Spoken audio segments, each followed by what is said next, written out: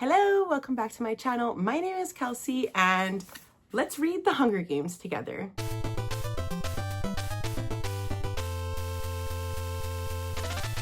So this vlog has been quite a feat. It's taken me a long time. Turns out I like The Hunger Games a bit more than I thought, or rather I had a lot more thoughts on The Hunger Games than I thought. Suzanne Collins is a genius, so come with me as we read the first trilogy, so The Hunger Games, Catching Fire, Mockingjay, and then the two prequels, The Ballad of Songbirds and Snakes, and the newest release, Sunrise on the Reaping, all by my girl, Suzanne Collins. I'm sorry this vlog is coming a little late. I just really wanted to devote my time to reading these and really gathering all of my exact thoughts. As you can tell by the amount of tabs that I really dived deep into this. My son thinks I'm hilarious when I film. It's crazy. Am I funny to you? So I will send you back to Kelsey, I guess almost a month ago at this point, when I started with The Hunger Games. Hello, so before I get into this vlog, I do want to talk about my new goals for the video. So in my TBR, I mentioned how I bought the new gorgeous paperbacks and that was what I was going to use to vlog. I lied to you. I decided last week that instead I want to tab the fuck out of my paperbacks. And so I have my old ones. I plan on highlighting the fuck out of this shit, annotating to the brim because I've never done it before. And I absolutely love the Hunger Games series. And I have read the first 3 books several times. And I've never annotated them before because I was always scared to do it. But I think I'm gonna do it. So I wanted to talk about my annotation process with a book I absolutely love, and that is the Dark Shade of Magic series. So as you can see, it's a bit yellowed, but I have tabbed this and annotated this to the brim. We're just going to talk about the different tabbing system that I'm going to use, for this series, and just show you what an annotated version of a book looks like to me. So I use these dart tags and a highlighter, and I highlight the quotes that I want to keep. For example, I'll just use this page since it's not really spoiling anything. It's like the dedication in this book, and it says, "For the ones who dream of stranger worlds." I know that this has a sentimental meaning to the series, and I use the pink dart with a pink highlighter, and the pink is for love, anything I love in the book, any romance that's going on. Then you have yellow, and that's for anything that's miscellaneous about the world, that's not specific to plot but is important to the book overall, and I'll use the yellow dart with the yellow highlighter. That's my baby in the background who just sneezed.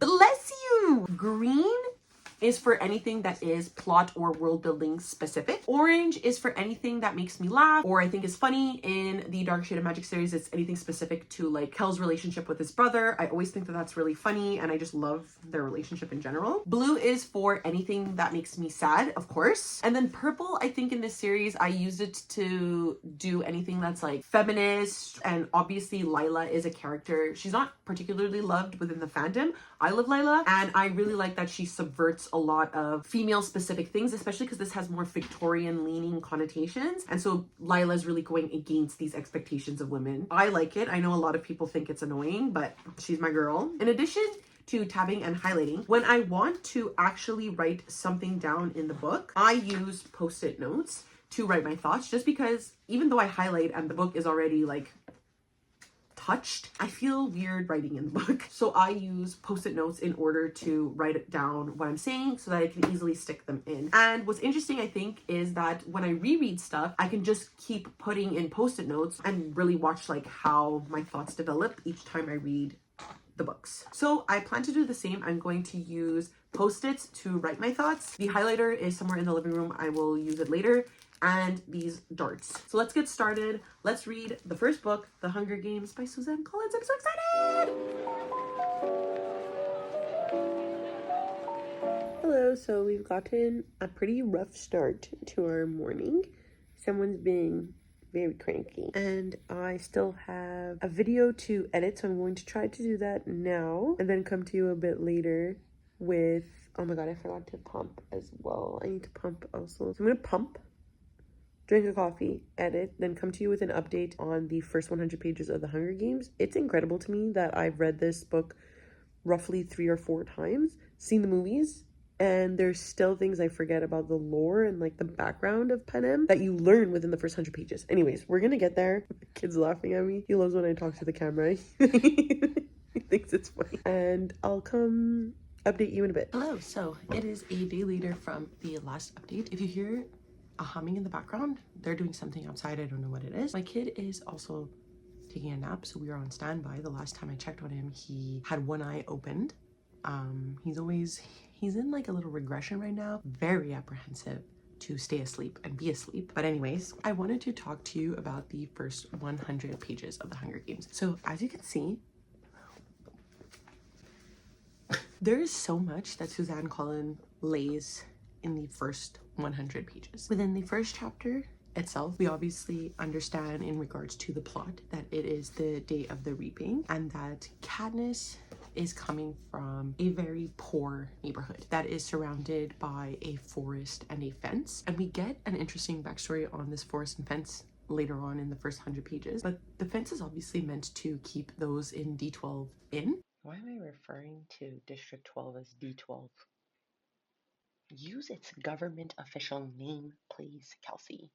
Through scare tactics, right? So Katniss mentioned several times that only her father, her, and Gale are comfortable going over the fence and hunting for what they need. Katniss knows that she needs to listen to the electricity and the humming, which is really interesting because in District 12 they don't necessarily have a lot of technology, and so this comes into fruition in Catching Fire, I believe, where Katniss's ability to listen to electricity is crucial to her survival. What's really interesting to me, having read the entire trilogy, is those foundations that are being laid for things that develop within upcoming books. So in Mockingjay, we really see this division between Katniss and Gale's way of thinking, and we're going to talk about that obviously when we get to Mockingjay. But from chapter 1, Suzanne Collins is really laying down the foundation on how Katniss and Gale think and behave. So this relates a lot to those actions and what they choose to do in Mockingjay with the decisions that they need to make. Gale is very rageful towards the Capitol. Katniss is sort of like, we can behave and do the things that we need to do to survive, but the Capitol is always there, and there is always someone in power will be like controlling us, so we need to do what we need to do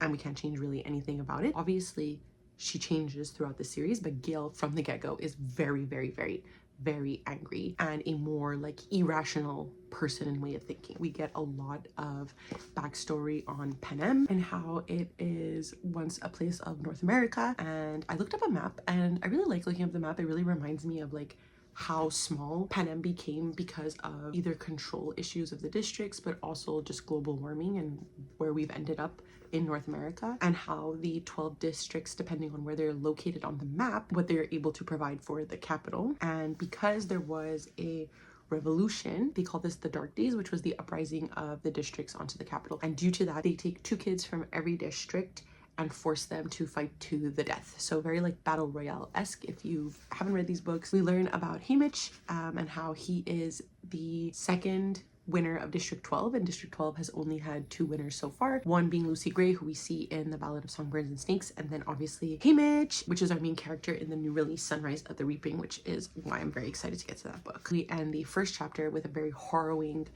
look at how Primrose Everdeen was selected. The reason that it's harrowing, not just because Primrose is 12 and a young child, but it is because they have this like system. There's this system in place with tesserets. Each tesseret is worth a meager year's supply of grain and oil for one person. You may do this for each of your family members as well. So at the age of 12, I had my name entered already 4 times. Once because I had to, and 3 times for the tesseret for grain and oil for myself, Prim, and my mother. In fact, every year I have needed to do this, and the entries are cumulative. So now at the age of 16, Katniss has 20 names in the pool. Gale, who is 18 and this is his last year to be pooled, has his name in 42 times. Primrose, because Katniss refuses to allow her to take out a tesseret, only has her name in 1 time, which is what makes this really devastating. Obviously then we have the like most famous clip of the first Hunger Games movie, which is I Volunteer's Tribute. This is an interesting chapter because we're really looking at this character named Effie Trinket, who is in charge of like reaping the children, and she's in charge of representing District 12, and she's so excited that there's a volunteer because obviously this means that her district becomes exciting for like the people in the capital watching the games. And then we have the reaping of Peeta Mellark, and we see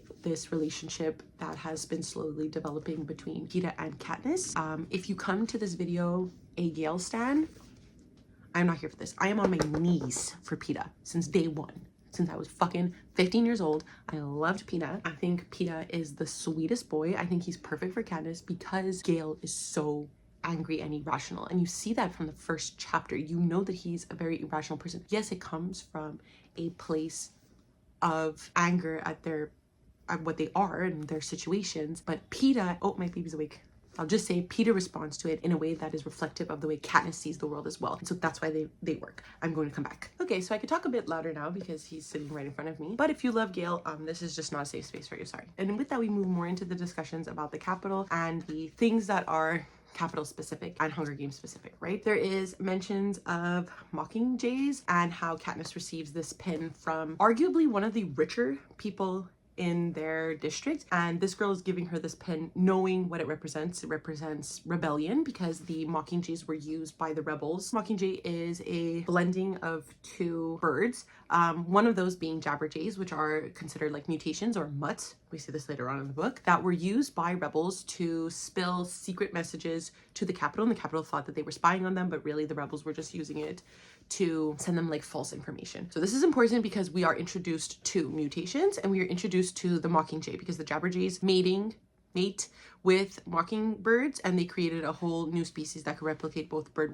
whistles and human melodies. Important information we got there about what mockingjay is and what it represents, and how it is sort of going to be used as we go on as a new symbol for a rebellion. So still using this type of bird for rebellion once more. As we move forward, we're starting to see how the Capitol lives differently than the districts, and how Peeta and Katniss are very intrigued what they see, but they're also like disgusted because they understand that they are coming from a poor district entering the Capitol. And we meet Haymitch. We see how Haymitch is a drunk mess. When he is shown by Peeta and Katniss that they want to win, he is intrigued by them. And I think that this is a look at Haymitch using alcohol to kind of subdue his feelings of constantly sending kids, since he won, into the Hunger Games and them always dying. So I feel like he finally feels like he has a chance to save these kids, or at least one of them. Peeta, we see, is very, very good with his words, very, very good at seeming appealing to whatever the person needs him to be. We see this very much in Catching Fire, but the remnants of it are here in the Hunger Games. Peeta is very, very, very good at manipulating people, and not in a like negative sense, but in a way that makes people want to appeal to him. After that, we meet one of my other favorite characters, which is Cinna. And Cinna, in both attire and attitude, is already seen as safe. He has no Capitol fashion to hide behind by being normal or less flamboyant, right? So Katniss is like, oh, there's nothing about him other than his like eyeliner that makes him feel like someone from the Capitol. So by being both normal or less flamboyant than the other Capitol participants, his style in and of itself is political, against Capitol norms. The Capitol people are of the belief that more is more, and they dress very flamboyantly. They dress almost like clowns to someone like Katniss. What do these people do all day, these people in the Capitol, besides decorating their bodies and waiting around for a new shipment of tributes to roll in and die for their entertainment? And Cinna immediately clocks that Katniss feels this way, and he says how despicable we must seem to you. So Cinna is very aware, and just the fact that he doesn't partake in this extravagance of the body shows that he is being a rebel or being political. This is important as we move forward. We have Katniss, the girl who was on fire scene, which I loved. Cinna sort of forces them to hold hands. Obviously, I had to tab that part because then they never let go of each other ever again. We also get slowly more discussions on how despicable the people in the Capitol are. We meet an Avox, and what we learn is that the Avox was a girl that Katniss saw in the forest with Gale, and she asked them for help. She was a Capitol girl, and what they instead saw was this girl's brother being shot and her being picked up by a ship in the air that was following them. This girl and her brother were trying to escape the Capitol. So right now we're seeing that perhaps the Capitol doesn't really benefit anyone, right? Like, why would people in the Capitol also be trying to escape? A second thing that is being looked at here and being hinted at is, where were these kids going? Because they were not stopping in District 12, which means that there is something past District 12. They are the last district, to their knowledge. There's something past District 12 that is appealing enough to go to. So we're hearing very, very brief inklings of District 13 being alive from this early on in the book. This is page 83, and we have this inkling that there's something further than District 12. This is important for Catching Fire. Then they go into the training rooms with the different tributes in order to train to impress the game makers, because the game makers are in control of like kind of what happens to them. Katniss and Peeta are always together. They just like, they love each other since day one. I actually can't. Like, Gale did not stand a chance. We meet Rue, which was obviously a blue tab because she's so cute and she just watches Katniss, and she really reminds Katniss of her sister Primrose. So Katniss sort of takes it upon herself to think, oh, I might be able to protect this kid. The chapter ends, so page 102, with the next probably memorable scene of the Hunger Games, where Katniss shoots the arrow to the game makers into an apple and skewers it. All of a sudden, the game makers that were not interested in Katniss at all are suddenly staring at her, and she says, thank you for your consideration, and bows. So we see this, another point of rebellion for Katniss. These scenes really show that Katniss is rebellious. She is rebellious from the beginning. It's just that her rebellion falls within the constraints of the Capitol and of society as it currently stands. And that's her big difference, and shapes her character as we get to Mockingjay. So I'm going to read another 100 pages and I will come back to you after that. Hello, so I have now made it to page 262, chapter 20, and we are well within the Hunger Games now. So since we last spoke, what we ended up watching is Katniss and Peeta preparing for the Hunger Games. Peeta and Haymitch decide that they are going to train Peeta separately from Katniss, because Peeta has a plan essentially to show the Capitol that him and Katniss are in love, right? And he wants to throw Katniss off, obviously, because she is just a menace to all their plans and will foil them. What we're seeing within these early chapters of Haymitch training Peeta and Katniss is like, when he gives up on them, he starts to drink. It's mentioned several times. When Katniss is basically unable to provide some sort of personality to win over the Capitol, Haymitch starts to drink, and he hasn't drank the entire day. So what we're really seeing here is how horrible Haymitch feels about participating and sending kids off into the Hunger Games every year to die, right? So after Peeta says that he is in love with Katniss, it ends part 1, and that is arguably one of my favorite scenes, both in the book and in the movies. Obviously, as I've made clear, I am a Peeta stan, and I love him, and I think he's so clever. I know he does really like Katniss, but I think at this point he's also playing into his love for her, right, to win over the Capitol. And we know, now that I'm rereading this, that it's so that Katniss can live, obviously, but Katniss thinks that it's for him to win, right? But she is upset with him because he does make her look weak by doing this. And Haymitch has to remind her, one of my favorite lines, I think, of the book is, who cares? It's all a big show. It's all how you are perceived. And I think that that's really interesting, because although we understand, and the tributes understand, that the Hunger Games is a way to control the districts, the Capitol sees it as this reality show. In order to win, in order to gain favor by the people in the Capitol, Katniss herself has to look appealing. Then we enter the Hunger Games, and we get a lot of backstory on different things that are in relation to what is going on in the Hunger Games, how the game makers work to entertain the Capitol. There are certain things that they do to make things more appealing for the people watching. They don't want to bore people, right? We understand that these people are watching kids die, but the Capitol and the game makers are putting on a television show. Katniss is often reflecting on the things that they do, specifically one scene where they start setting the forest on fire, and it is to put the kids closer together, right? So Katniss is talking about how the game makers are doing this in order to sort of have a slaughter, and that's what the Capitol wants. Another instance we see is Katniss using her knowledge from her mother's work as a healer to heal the burn she has received from the fire that was instilled by the game makers. So once again, Katniss is not supposed to live, especially coming from District 12, right? These are the kids that always die. She mentions that they rarely make the top 10, if ever, and she's just a perfect combination of happenstance knowledge. Like, she just happens to know how to use a bow and arrow. Not everybody from District 12 knows how. She just happens to know how to heal her wounds because her mother is a healer. Not everyone is the child of a healer, right? So she isn't this receptacle for violence and rebellion that she becomes in Mockingjay, right? She is just a normal kid that happens to know how to do many things. Then we see the alliance with Rue. Because the careers are working together with Peeta, we find out later on that, you know, Peeta was working with them to sort of save Katniss. Rue and Katniss sort of form an alliance in order to attack the careers, because they understand that the careers do not know how to survive without food, whereas Rue and Katniss do, because they come from poorer areas. What ends up happening is that one of the career tributes from District 1 catches Rue in a net and kills her. So obviously Katniss slaughters him because Rue reminds Katniss so heavily of her younger sister Prim. What we get is this like harrowing, really, really sad scene of Katniss putting Rue to rest in a meadow with dandelions. As Katniss is doing this, she's sort of reflecting that it is also not the boy from District 1's fault. It's the Capitol. I hate it for doing this to all of us. And that's why she sets Rue up so that she can like sort of go away in peace. This is where Katniss does the 3-finger salute. She does the 3 notes that Rue had taught her. The Mockingjays are sort of spreading the 3 notes across the valley. Katniss receives a gift from District 11 of bread to thank her for what she has done. The same night, they get word from the head game maker that there's been a change in the rules. Under the new rule, both tributes from the same district will be declared winners if they are the last 2 alive. Obviously, this is to make the games interesting,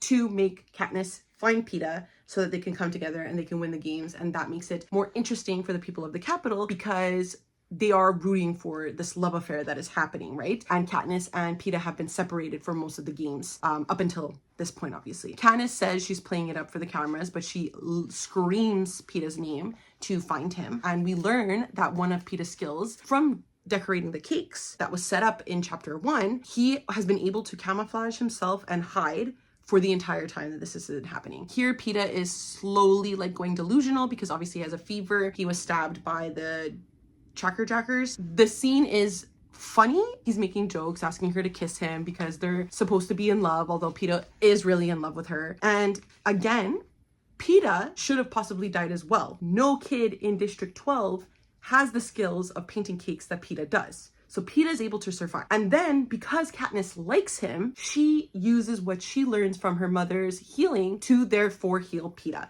So in reality, these are 2 kids that should not have survived this far. And that's what I think makes the story of Peeta and Katniss so interesting. So thankfully my camera died right as I was done pretty much talking about this section. We have Peeta and Katniss together again thanks to the new change in the rules. Once Katniss is able to heal Peeta by playing into what the people in the Capitol want, right? So Haymitch has rewarded them with broth because Katniss kissed Peeta. This is a show, right? So we have to remember that this is technically a reality show for the Capitol. So Haymitch is rewarding them for their behavior. And that's where we're at right now. I think I'm just going to update you when I'm done the book because I'm realizing I have so much to say about this book and I don't know how the fuck I'm gonna edit this or how long this video is going to take, but I'm really enjoying my experience, so it's going to take however long it's going to take.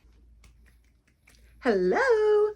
Last night I finished The Hunger Games. Oh, let's get into where we were. So I believe we were at chapter 20. This is where we really see the development of Peeta and Katniss's relationship. More on Peeta's end consciously, but I do believe Katniss develops feelings for Peeta here. She just doesn't know how to articulate them very well without hiding them under the guise of trying to win sponsors and stuff like that. So Peeta is very obviously in love with her. He's so excited to be in the cave with her and she's like, oh right, the whole romance thing. I reach out to touch his cheek and he catches my hand and presses it against his lips. I remember my father doing this very thing to my mother and I wonder where Peeta picked it up. It's not a joke, Katniss. He obviously loves you. Jeez. Here we learn how Peeta and Katniss sort of have developed feelings for one another. The game makers decide that in order to help further along or bring the tributes together, they have what is called a feast. This is where they have enticing things at the cornucopia to kind of bring all the stronger players together, right? So Katniss, Thresh, and Cato are arguably the more stronger players, and it's to bring them to a standstill. So he says, each of you will find something in a backpack marked with your district number at the cornucopia at dawn. Think hard about refusing to show up. For some of you, this will be your last chance. Obviously referring to Peeta because he is very, very, very sick. And within that pack, we are meant to assume that there is medicine for Peeta. Peeta obviously doesn't want Katniss to go. He doesn't want to lose her because he knows that at the cornucopia, it will be a standstill between all these strong players. Katniss obviously doesn't give a fuck. And she wants to go. So Haymitch sends her a sleeping draught to give to Peta in order to knock him out so that Katniss may go and bring back the medicine, ideally. At the cornucopia, Katniss runs to get the medicine and she is stopped by Clove, who is the District 2 girl. She is sort of flaunting that she and her team killed Rue and they're going to kill Katniss exactly the same and they're going to kill Peta exactly the same. However, this is overheard by Thresh, who then kills Clove and tells Katniss that they are even because she saved Rue. Obviously, he has a soft spot for Rue. She is the youngest participant in the games, but also from his district. So he says, just this one time I let you go for the little girl. You and me were even then, no more owed, you understand. After this point, all bets are on the table and they both gather their belongings and run. She goes back to the cave. She saves Peta. There's a lot more kissing going on. Obviously, we're meant to believe that there's conflicting feelings Katniss is having with Gale. I think that's fair to say because obviously she didn't realize she had feelings for Peta and they don't have this like sort of trauma bond until the Hunger Games. But she does have this one memory with the bread, right? So there is an admiration Katniss has of Peta. Are you a Peta stan too? So these scenes sort of break my heart because Katniss is really going into them with the idea that she's playing for the game makers and playing for the Capitol, but Peta is very much in love with her. She just thinks that Peta is also doing the same thing. Towards the end of the book, they start talking about Haymitch and Haymitch's games, which was very exciting to me because obviously that is what the last book is based off of. But Katniss is beginning to realize that maybe Haymitch wasn't always a drunk. Maybe in the beginning he tried to help the tributes, but then it got unbearable. It must be hell to mentor 2 kids and then watch them die year after year after year after year. Me editing and crying because I just watched a Haymitch edit right before this. And Katniss realizes that if her and Peta win, they will be doing that as well. After this, we find out that Foxface has been following them. She is one of the tributes and she dies because she eats one of the berries that Peta has collected. And Peta didn't realize that these are poisonous berries and Foxface eats them and becomes like one of Peta's kills. In the movie, you see that Foxface is able to differentiate between the berries, but nothing of that nature is said in the book. We are meant to believe that she was just trusting that Peta and Katniss knew what they were doing because they've survived this long. She ate the berries not knowing that Peta isn't the one that usually collects the berries, it's Katniss. So again, were Peta not to be with Katniss, he would have eaten these berries and died. Suzanne Collins is once again showing that they are just a happenstance of circumstances that have let them live. Then we get to the final meeting between Katniss, Peta, and Cato. They are the last ones surviving because they see that Thresh has died within the sky at the end of the night, along with Foxface. So now we know that the 3 of them are the last 3 standing. So they wait for Cato at the cornucopia, expecting to see him. What ends up happening is that Cato does run out of the forest at them, but he is being chased by another set of capital mutations. What we learn about these mutations are they are like wolf-like and able to stand on their hind legs, that they are unmistakably human, and that revelation has barely registered when I noticed the collar with the number 1 inlaid with jewels, and the whole horrible thing hits me. The blonde hair, the green eyes, the number, it's Glimmer. Glimmer is the girl tribute from District 1. Obviously, there is another mutt that has Rue's eyes, so that was really emotional. They are set there to sort of pin the final tributes together. And this results in Peta and Katniss working together to shoot at Cato for Peta to push Cato into the mutts. And we get a very, very, very, very, very harrowing description of Cato being slowly eaten alive from underneath them because they're on top of the cornucopia and he's at the bottom, slowly being eaten alive. He is alive for several hours before Katniss decides, let's just kill him. Once Cato dies, after Katniss mercy kills him, Claudius Templesmith, which is the head game maker, says, greetings to the final contestants. They change back the rules. So they had changed the rules for Katniss and Peta to be able to win together. That's why Katniss went searching for him. Then they change it so that the 2 lovers end up killing each other. However, Katniss is not having that. She still has the Nightlock berries in her hand, the berries that had killed Foxface. So she decides that they're going to eat it together so that they both die. Obviously, they need a winner. So Claudius Templesmith shouts, stop, stop, ladies and gentlemen, I am pleased to present the victors of the 74th Hunger Games, Katniss Everdeen and Peta Mellark. So they are the first winners of District 12 for 24 years, I guess.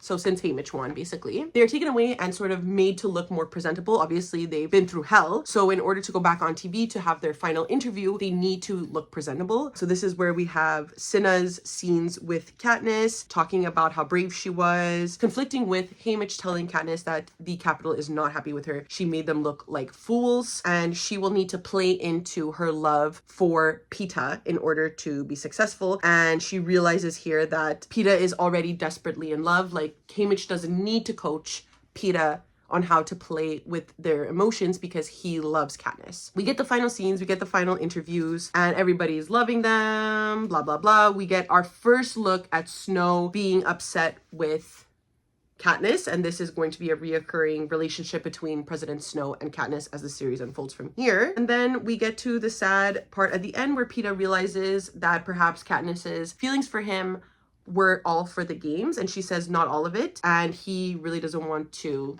deal with that right now, and the story ends. So I gave this obviously 5 stars. I absolutely loved it. It is incredible to me what Suzanne Collins is able to do in so few amount of pages. Like, this is talent. Just the discussions on the government control, richer people within the capital controlling poorer areas of the country and using them and controlling them through the death of children, I think is a very, very clear statement in my opinion. However, apparently some people think that the Hunger Games are for them. I don't understand. We're done that one, and we're going to move straight into Catching Fire. We all know that Catching Fire takes place during the 75th Hunger Games, which is the 3rd quarter quell. And in the quarter quells, President Snow like comes up with a fun little thing. And during Haymitch's games, that's when 4 tributes from every district entered the games. In this one, the reaping pool is of the surviving winners. So obviously for District 12, it's only Katniss, Haymitch, and Peeta. I remember when I read that the first time, I was like, gagged. I was gagged. But what I really like about this is that we do meet the surviving winners from the other districts whom I love. Finnick, Oder, anybody? I'll maybe read the first 100 pages and get back to you on that, and then we'll move from there.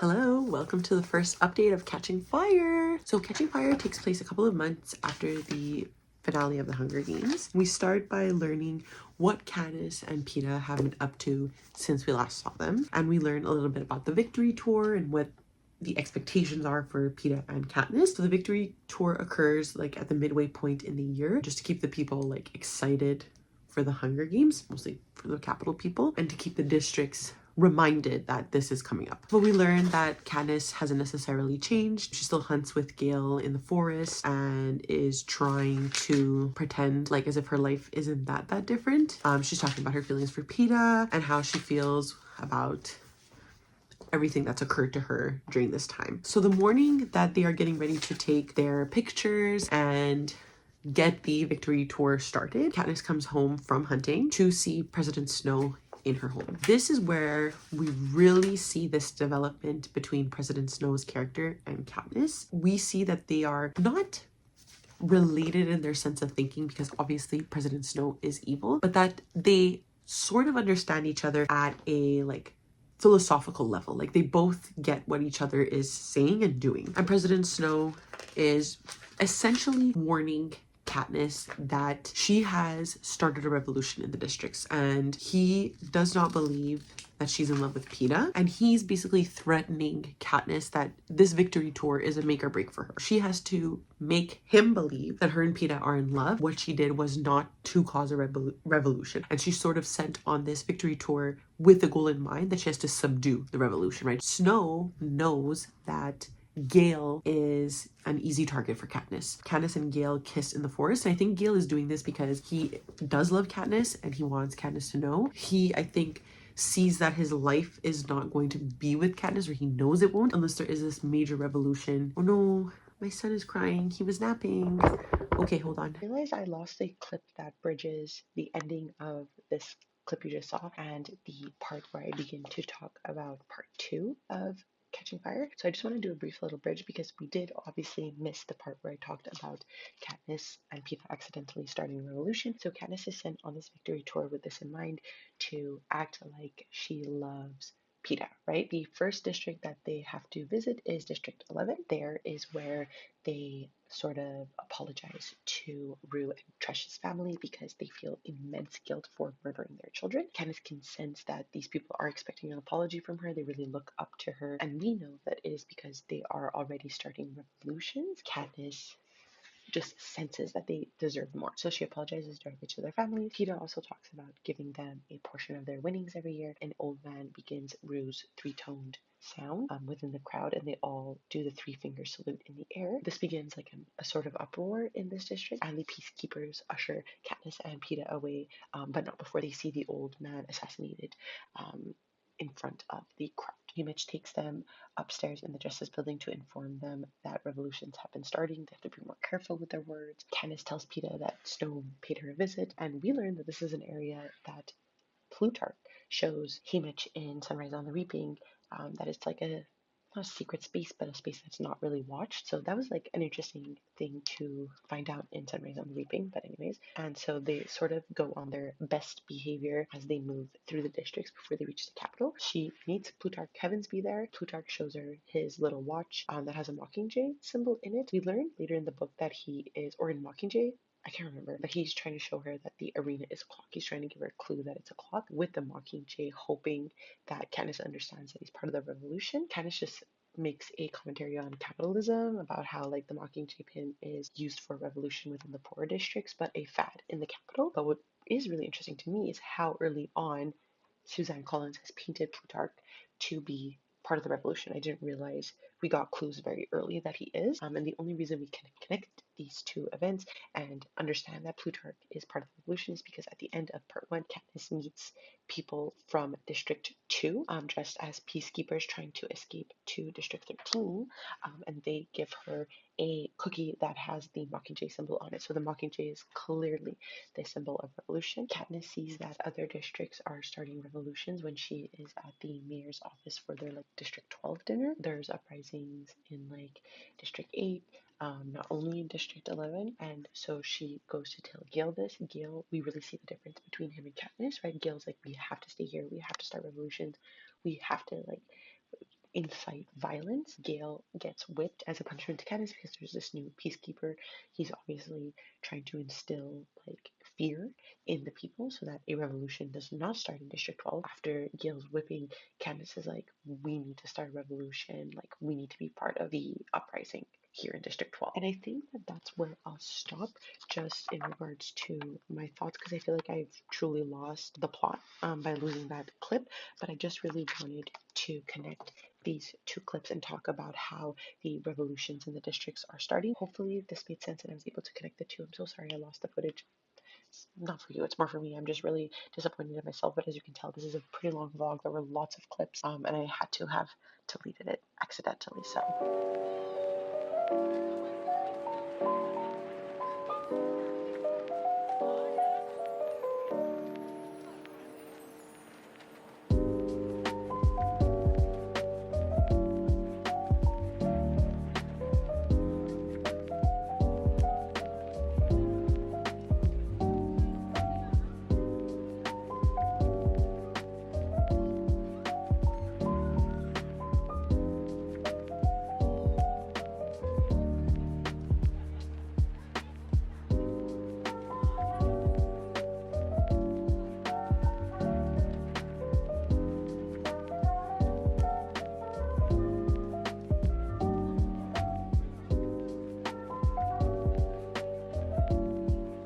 So I now got to page 267 and I'm in part 3 of Catching Fire, and this is where the Hunger Games, the 75th Quarter Quell, actually starts. All of this until the last third is really just a build up to these games. So what we saw since I last spoke to you is how Katniss is really dealing with the uprisings that are occurring and her guilt for what is happening, and she realizes as the peacekeepers start to move in from the capital and really take control of District 12, that District 12 didn't really stand a chance. She goes, an uprising, I think, what an idiot I am. There's an inherent flaw in the plan that both Gale and I were too blind to see. An uprising requires breaking the law. We've done that our whole lives. But for most people in the district, a trip to buy something at the Hob, which is like where they exchange, like the black market, I guess you could say, would be too risky. Even the sight of Peeta and me is enough to make people pull their children away from the windows and draw the curtains tightly. So Katniss is realizing that in order to have uprisings, people kind of need to be brave. Gale and her and Peeta kind of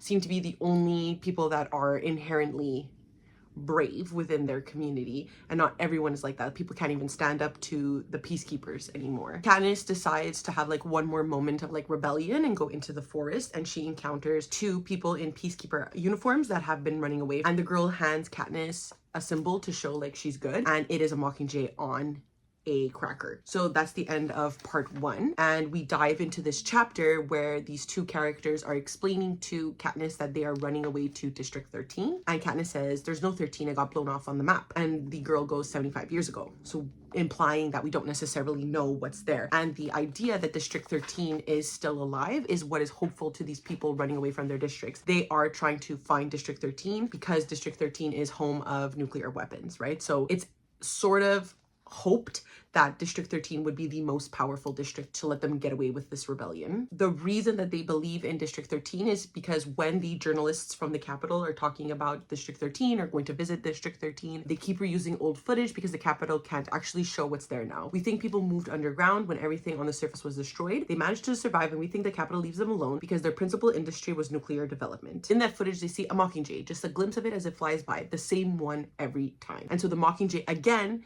is being used as this symbol for rebellion. So accidentally, Katniss is using the same symbol that is being used to show that District 13 is alive, accidentally, right? All of this is happenstance for Katniss. Katniss is sort of realizing that Snow, whether he liked it or not, rebellions were starting. So there is actually nothing Katniss could have done. And she's a little bit upset by that because he led her to believe that she could save his family. And I think that this is where Katniss sort of realizes that there's absolutely nothing she can do. She has to sort of be rebellious in her own type of way. So when she leaves the girls after giving them food and like wishing them well to go to District 13, she realizes that the electrical gate is on. She's essentially being trapped in the forest. When she jumps off of a tree over the fence so that she's not electrocuted, she goes home, and two peacekeepers, a man and a woman, are standing in the doorway at her kitchen. They know I was in the woods and should be trapped there now. And so she plays along with them, implying that she doesn't know why they're there, like they have a message for her from the head peacekeeper, whatever. Now we realize that Katniss is constantly being watched and she needs to be more careful, and this obviously scares her. Later that night, she sees a report on the TV in front of the ruins of Justice Building in 13, but just before they cut back to the main newscaster, I see an unmistakable flash of that same Mockingjay's wing. The reporter has simply been incorporated into the old footage.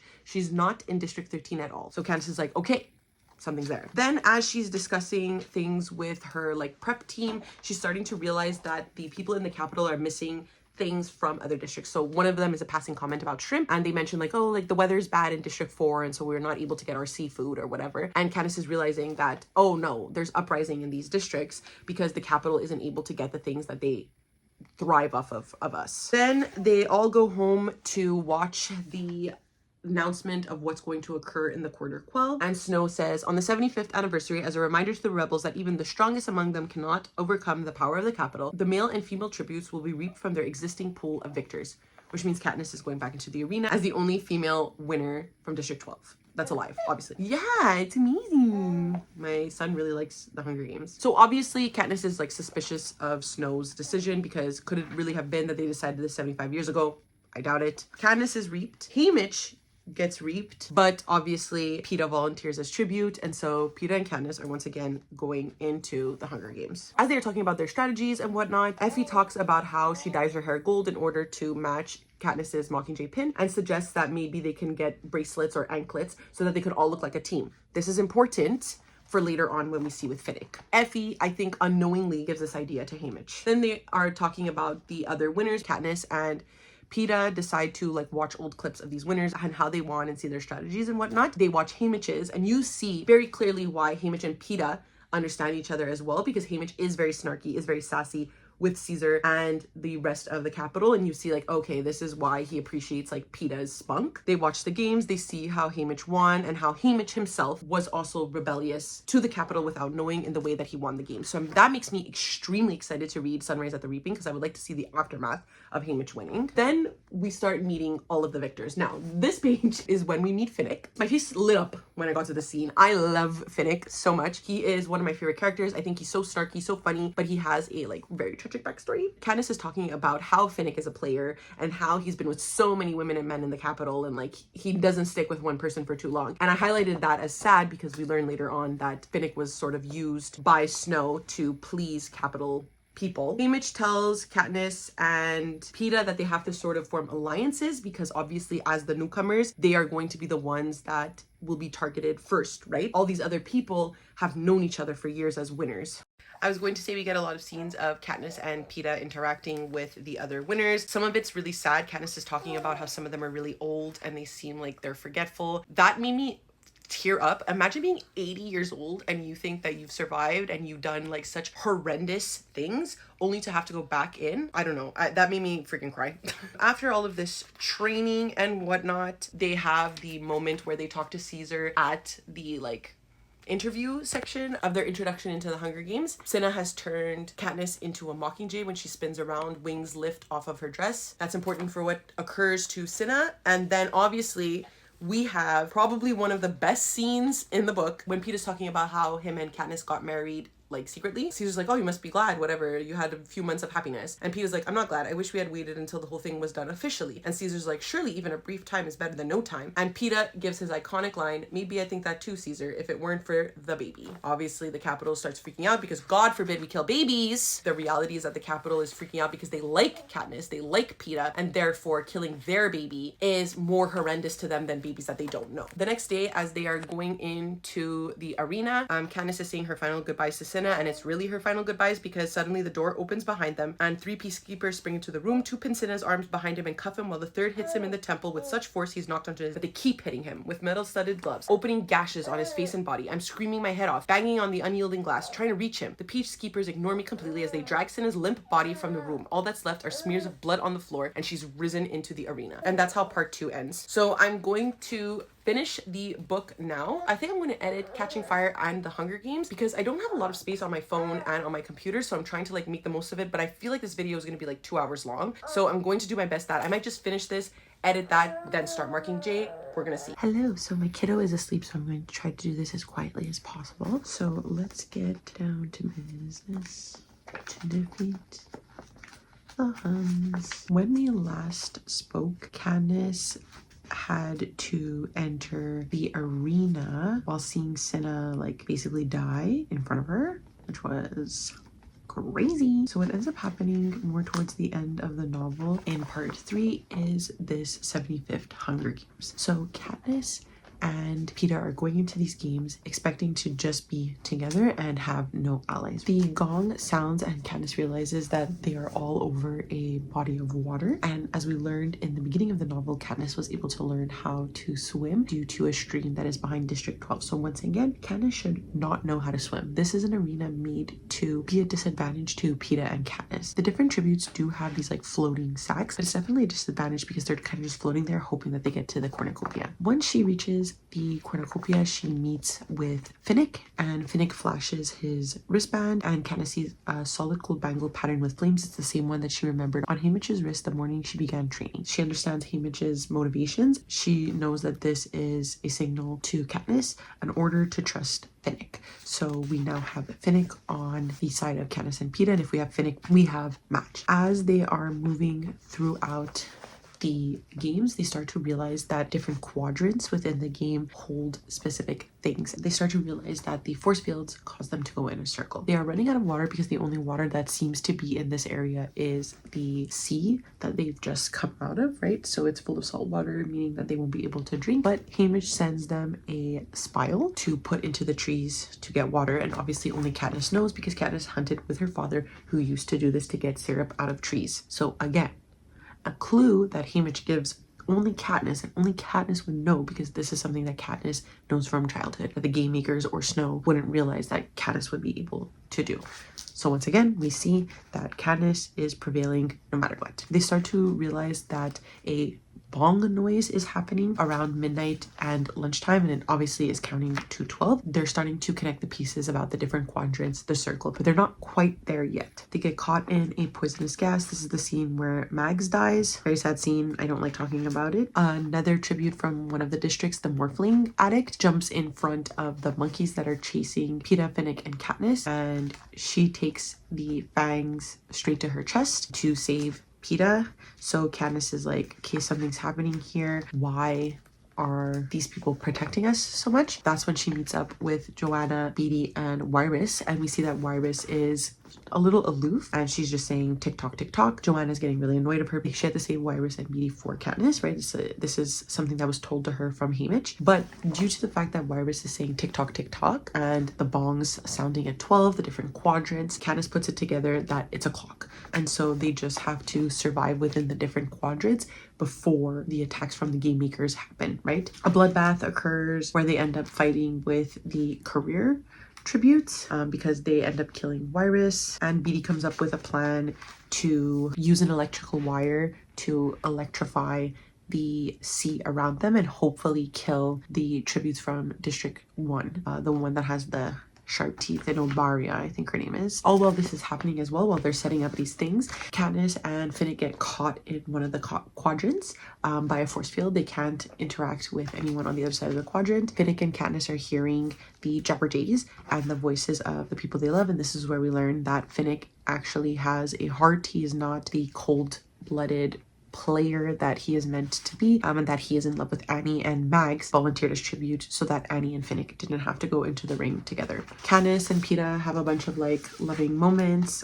just where they talk about how much they need each other. I think what's really interesting about this book is that it's sort of setting up readers to believe that there is a love triangle between Peeta and Gale, because Katniss wants to stay in District 12 and she wants to leave with Gale. But I think these chapters are meant to show us that like the love Katniss has for Gale is not the love that she has for Peeta. With Peeta, it's like a sense of purpose, a sense of need. Peeta lifts her up in ways that I think Gale doesn't, personally. Then we get to a moment where Joanna, Peeta, Katniss, Finnick, and Beetee are setting up right the trap, and Obaria and Brutus are chasing Katniss. Joanna jumps on top of Katniss to take out a tracker. Katniss doesn't really understand what's happening. She thinks that Joanna's just attacking her, but we understand that Joanna's obviously ripping out the tracker because something is occurring. This is where Katniss realizes that Beetee has set up an electrical wire that she takes in her hands. She takes Beetee's knife with her eyes and slides it into the hilt where her arrow would usually go. She rises, turning to the force field, fully revealing herself but not caring, only caring about where she should direct the tip, where Beetee would have driven the knife if he had been able to choose. She shoots it into the sky, an explosion occurs. She basically destroys the arena and gets picked up by a capital plane. This is where we learn that Plutarch Heavensbee is on the rebel side, which is something that you can pick up on. I didn't the first time I read it, but something you pick up on because he showed her the clock with the Mockingjay at the beginning of the story.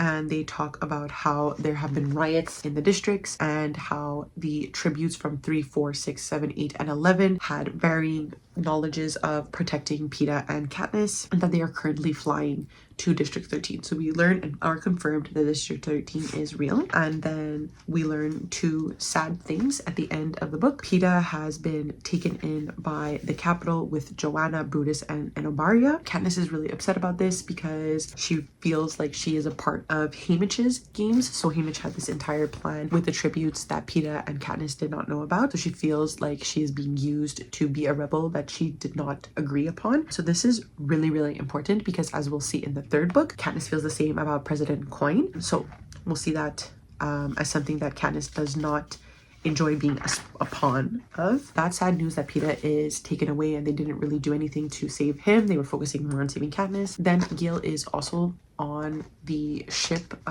with Plutarch and Haymitch, and he informs Katniss that her family's safe, that they don't have to worry about them, but that there is no District 12. So they're going to District 13, and Katniss is sort of faced with the fact that she potentially is the reason that people in her district no longer have homes or are dead, really. So I'm going to move into the third book, Mockingjay. This is the finale of the trilogy with Katniss. Arguably, I think this one is my favorite. I know it's not everybody's favorite, but I really enjoy the political discussions within this one far more. I really enjoy the role Katniss plays in this book in terms of like political allegories, and I just think that this one is more like adultish in what it's discussing, even though, as we can see, I clearly loved the other books as well. So I'm hoping to see upon this reread if I still enjoy this one. Obviously, they are all 5 stars. It's just that this one is like a 5.5. for example. So I'm keen to see how I feel about it with this reread, and I'm going to start right away. We can take long walks through the blossoming trees, enjoying the sweet smell of the gentle spring breeze. Last night, I just cried and watched TikTok compilations of PETA. I'm back in my Tumblr era. My son doesn't understand. He's blonde, like PETA. Me again. I'm really upset right now because I lost another footage of me talking about the book, which really pisses me off because I really made an effort to tab and record immediately after reading the sections. Here we are again. Thankfully, I already recorded this once and the sound didn't catch, so that's great. I'm sorry. I really did go into depth, as you saw in the other clips, and this now is just working as connecting the beginning of Mockingjay to where we are at the beginning of the next clip. So we start off Mockingjay with Katniss seeing exactly what happened to District 12. It was bombed by the Capitol. As Katniss is walking through, she's obviously thinking to herself, because Katniss is a very internal struggling person, and she's blaming herself. She's like, I killed you and you and you, and she's talking about how she ruined these people's lives. Gale did his best to save people and bring them, so at least there are people who were saved, but obviously for Katniss, she's lost quite a bit of people. We move then into Katniss's time in District 13. This is where we learn a little bit about Coin, who is the leader of District 13. Katniss does not like Coin, and Coin does not like Katniss, and I think it is because Katniss is able to read Coin's demeanor and whatnot. Katniss sort of understands that she is being used again by another leader, so that's why she is not happy at all. We also learn a lot about what Finnick and Katniss are going through in District 13. So Finnick is very depressed, very mentally unstable. So is Katniss. Katniss talks about being classified as mentally disoriented. She can't even take the elevators because they remind her of rising in the arena, so being underground is very difficult for her. So much of Mockingjay is dealing with PTSD from all the tributes. I think that is a part of Mockingjay that I think people forget. This isn't people's favorite. So much of their losses in life contribute to the way that they think and behave in this book. This is obviously the more depressing book. Even though the first two books were talking about killing people, surviving, lasting this long, we understand that it's about a revolution. This is the real rebellion, and I think that can cause a distance between readers and the novel, but I really enjoy it. We get the first instance of PETA being used by the Capitol in his first interview with Caesar. Peeta's talking about how Katniss wouldn't have known. He's still defending her in a way, and he's talking about how he just wants things to end and how Katniss is not part of the rebellion. She would never do things like this, and that he wants a ceasefire. This does not play well with Coin and her crew because PETA wanting a ceasefire really ruins what they are representing, which is that the victors even of the Hunger Games want a rebellion as well, right? And so by PETA calling for a ceasefire, he's going against Coin's plans. Katniss is not having it be a part of the rebellion and be the Mockingjay. She creates a list of demands because she knows that Coin needs her, and if they don't have her, they don't have Haymitch, Plutarch, everybody who believes in Katniss. Coin understands that. Gale also has been getting on my fucking nerves the entire first half of this book because Gale has always been who he is, and we saw that. I pointed it out through the clips in the previous books, but here he's straight up being if I could hit a button to kill every living soul working in the Capitol, I would without hesitation. He doesn't even care anymore. He is definitely one of Coin's playthings. He wants to kill everybody, and that is the benefit that Coin needs with Gale. And I think Coin appreciates that about Gale on his own, of course, but understands that Gale has a hold on Katniss. So part of Katniss's things that she wants is that she kills Snow. She wants to be the one that sees him go. She wants to hunt with Gale because she wants to feel this sense of home again, right? She doesn't feel at home in District 13 while Gale sort of thrives there. So she wants that, and also she wants remaining victors that are in the Capitol to be saved. She wants Peeta, Joanna, and Enobaria. This really shows Katniss's personality because she's well, I can't just save Peeta and Joanna and leave Enobaria there. They don't know she wasn't a part of the rebellion, right? Which is always Katniss thinking of others, which is very crucial to her character because obviously someone like Gale would just leave Enobaria. He doesn't give a fuck about her, right? Coin hears Plutarch, Fulvia, Haymitch, they're all talking about that's our queen, the Mockingjay, whatever. So Coin's okay, fine, because she knows that she needs Katniss. And Katniss realizes here that she has just moved from one group using her for their games to another. So Plutarch, as we learn in Sunrise on the Reaping, obviously I'm coming to you talking about this after having read Sunrise on the Reaping. Plutarch is very into creating a story, creating propaganda, and that's why he is chosen to create these promo videos for District 13. By decorating her, putting makeup on to film very sad like war videos, we understand that Katniss is just being used once more. And Katniss knows that. We get a sad scene where Katniss's prep team is being mistreated for stealing bread. Katniss is very, very sad about that. She's talking about this with Gale. He's like, I can't believe like you would defend people in the Capitol, like just because they're dumb. That doesn't mean that they don't deserve what is happening to them. And although we know that Katniss and Gale think differently, here we really see the difference. Gale and Coin are cruel and want revenge. Coin puts them there to punish them, right? For being Capitol citizens. Gale is like, I agree, I don't give a fuck about the Capitol citizens. Whereas Katniss is sort of defending them because she just wants to defend people who are being mistreated. That's who she is. Then we have the scene where Coin talks about how immunity will be granted to Annie, Joanna, Inabaria, and Peeta. If Katniss follows the directions, all will be good. Basically, she's saying like, if Katniss doesn't behave, she will get punished. So once again, I find it very interesting that Katniss is the only one seeing flaws in the rebel plans because no one else sees that Coin is a problem, right? So Plutarch, Gale, they did not survive the Hunger Games. No one but a surviving tribute who went toe-to-toe with Snow would see what Coin is doing, understands how Coin is behaving. We get the sad scene between Haymitch and Katniss talking to each other about how neither one of them saved Peeta. They bond together because they know that they're the only ones that care about Peeta, and in order to save him, they have to work together. And obviously Haymitch and Katniss have this like very loving relationship that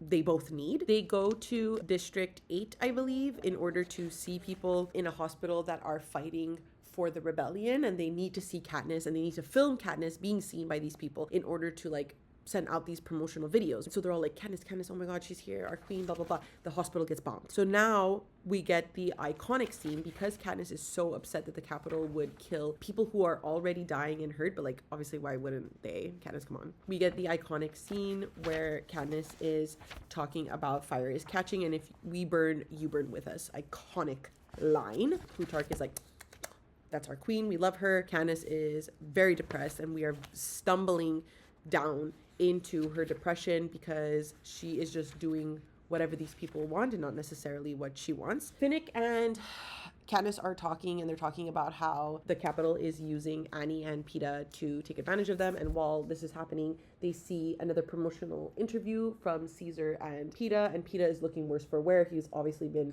tortured since the last promotional video. He's talking about Katniss, please don't be a fool. Like, they are using you, obviously, because now he's seen the video. Peeta knows Katniss is being used by District 13, and Katniss knows the Capitol is using Peeta. They are both being used in a war that does not involve or didn't originally involve them, right? So they're both telling each other like, hey, I see you. Katniss knows immediately that she was not supposed to see this clip. She was not supposed to see Peeta this way because obviously it will make her irrational. She loves Peeta and nobody talks to her about it. So her and Finnick go on pretending like they didn't see this. And this makes her really upset with everyone, specifically Gale, because Gale is supposed to be her friend. I fucking hate Gale. I think we're gonna move past a couple of chapters and get to the last scene where Peeta is doing another video with Caesar, and they see that Peeta is really not doing well. This is specifically after Katniss's video while she was singing The Hanging Tree, which was a song created by Lucy Gray, which I think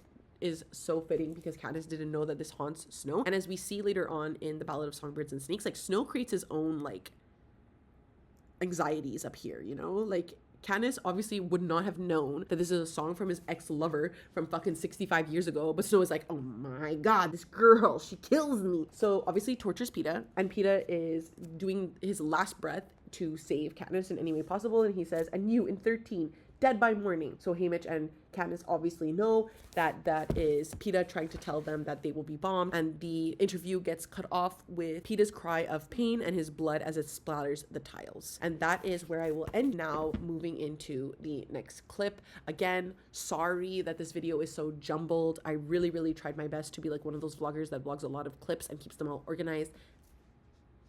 It did not work. Hello, so I kind of want to do this a little quickly because my kid is asleep and I don't really have time to update you until he is. So basically we start off part 2 with Hamish announcing that PETA has informed them that they're going to be attacked. So everybody has to go into the bunkers. Prim goes to save their cat. Now listen, I know she's supposed to be like 13, but I just feel like at this point she's like really dumb and annoying, and like I feel bad because I know that she has a good heart and we're supposed to care about her, especially with what happens later, because her good heart leads her to her death. I feel bad like not enjoying her, but I just feel like she causes Katniss more stress than Katniss needs. Prim and Katniss sort of have a conversation about PETA and what Prim thinks Kat is going to happen to PETA because he has warned them of the bombs, right? So the bombs are going off and Prim is saying that they'll do whatever it takes to break Katniss. This is important because we know what happens to PETA within this section as well. During the bomb sequences as well, like Gale is giving Finnick and Katniss like an evil look of sorts, and she's like, what now? Does he actually think something's going on between me and Finnick? Gale is so jealous of everything that Katniss is and everything that happens with Katniss. And we see that because Gale does talk about it. Like the moment he realized he loved Katniss was when another guy was hitting on Katniss. PETA realized he loved Katniss, not to be on my PETA high horse here, because he always loved her and he wanted to do something kind for her. And Gale only loved Katniss when someone else was hitting on her. So it's like, shut the fuck up, Gale. Like, I literally hate him. He's psychotic. After the bombs, they create a plan to go into the Capitol to steal PETA, Joanna, and Annie, I think, from the Capitol cells. Then there is a plan to send another, like, video message to the people of the Capitol to let them know, like, hey, one, it didn't work, the bombing didn't work because PETA saved us, and 2, we're still alive, the Mockingjays here, but here's also Finnick. And this is where we get Finnick's story about what happened to him after he won the games and how he was sold to the people of the Capitol. And it's important information that I want to take in because it learns secrets about Snow and how Snow was able to come into power, and these are things that I want to keep in mind when we move into Ballad of Songbirds and Snakes. Hold on, my son is awake. I will be back. Bring him a bit closer because like I kind of need to whisper. So they're able to rescue PETA and Joanna, whatever. Katniss is so excited to see PETA. This is arguably like the worst part of Mockingjay. When she goes to greet him, he locks his hands around her throat to choke her and kill her. They learn that he has been hijacked by the Capitol, and hijacked is where they use the tracker venom. So if you remember the wasps from the first book, they cause hallucinations, terror. They use that venom onto PETA, and so now he thinks Katniss is like this mud created by the Capitol, and Katniss is devastated by this information. We learned that Plutarch is still very much like thinking like the Capitol. This is something that we see as we move forward in the book, that he is on the rebel side, but he only thinks like a Capitol person, and so he's constantly pushing that Katniss needs to worry more about the narrative that they're portraying more than Katniss's PTSD, PETA's suffering, that sort of thing. As Katniss is slowly recovering as to this meeting with PETA, we learn what Gale's been up to, and we see that Gale has been setting traps, thinking about the fundamental ideas behind the traps that he used to catch animals in the forest to use against humans. So bombs mostly, it's less about the mechanics of the trap and more the psychology behind them. So we see that Gale can be just as cruel as the Capitol. He's treating and thinking of humans as animals. So I think this is really, really crucial for Gale's character from here on out. We know since book 1 that Gale is very vehemently angry towards the Capitol, and not in a way that I think is progressive. It's in a way that is detrimental to his own feelings and the feelings of those around him. Katniss is sort of being like, these are very cruel, like we shouldn't be doing them. And Gale says, I'm following the same rulebook President Snow used when he hijacked PETA, using Katniss's feelings against her own sense of thinking. Katniss knows things are wrong, but she can't argue with Gale's logic. And honestly, I do understand Gale's logic, and I would be angry with the Capitol as well, but it's difficult to sort of lose your sense of humanity in this way as well. We move into ideas of how they're going to save both PETA and the rebels of District 2, because they really need District 2, as District 2 is like their military focal point of the Capitol. Prim's idea to save PETA, this is a side note, is to hijack PETA's memories of Katniss back. So by instilling him with morphine and helping him like feel good or feel high when he thinks of Katniss, so that way he's sort of conflicted with these feelings and he doesn't necessarily angrily think of Katniss, right? Then they have to move into a discussion meeting about what to do with the Nut, which is like the mountain in the middle of District 2 that houses all of the military for the Capitol. And Gale says we should blow it up and it's going to be one of his death traps. And so it's like, I know that they're all like fucked up in their own way, but Gale is the most fucked up. And that's what scares me about his character the most, because I do agree with him. It's just that he takes it just one step too far. Candace says, I want everyone in that mountain dead, and I'm about to say so, but then I'm also a girl from District 12, not President Snow. I can't help it. I can't condemn someone to death like he's suggesting. And this is what sets Candace apart from the cruelty of Gale and Coin. When they blow up the mine, Candace and Gale and everybody are sort of waiting there to attack the people on the train who are escaping the mountain. Candace is still not willing to partake in the levels at which Gale and Coin want her to partake in the war, and this is sort of making her seem untrustworthy, and that's why she has to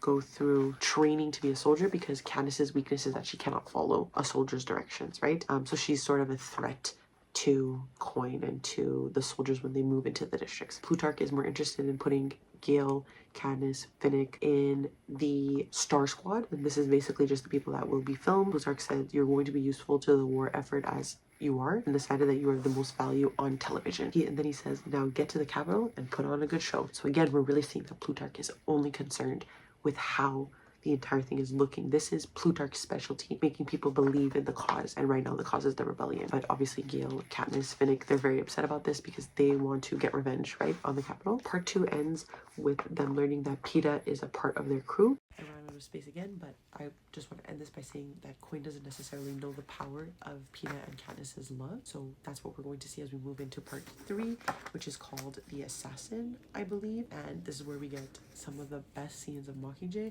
So I will finish this part and come talk to you after.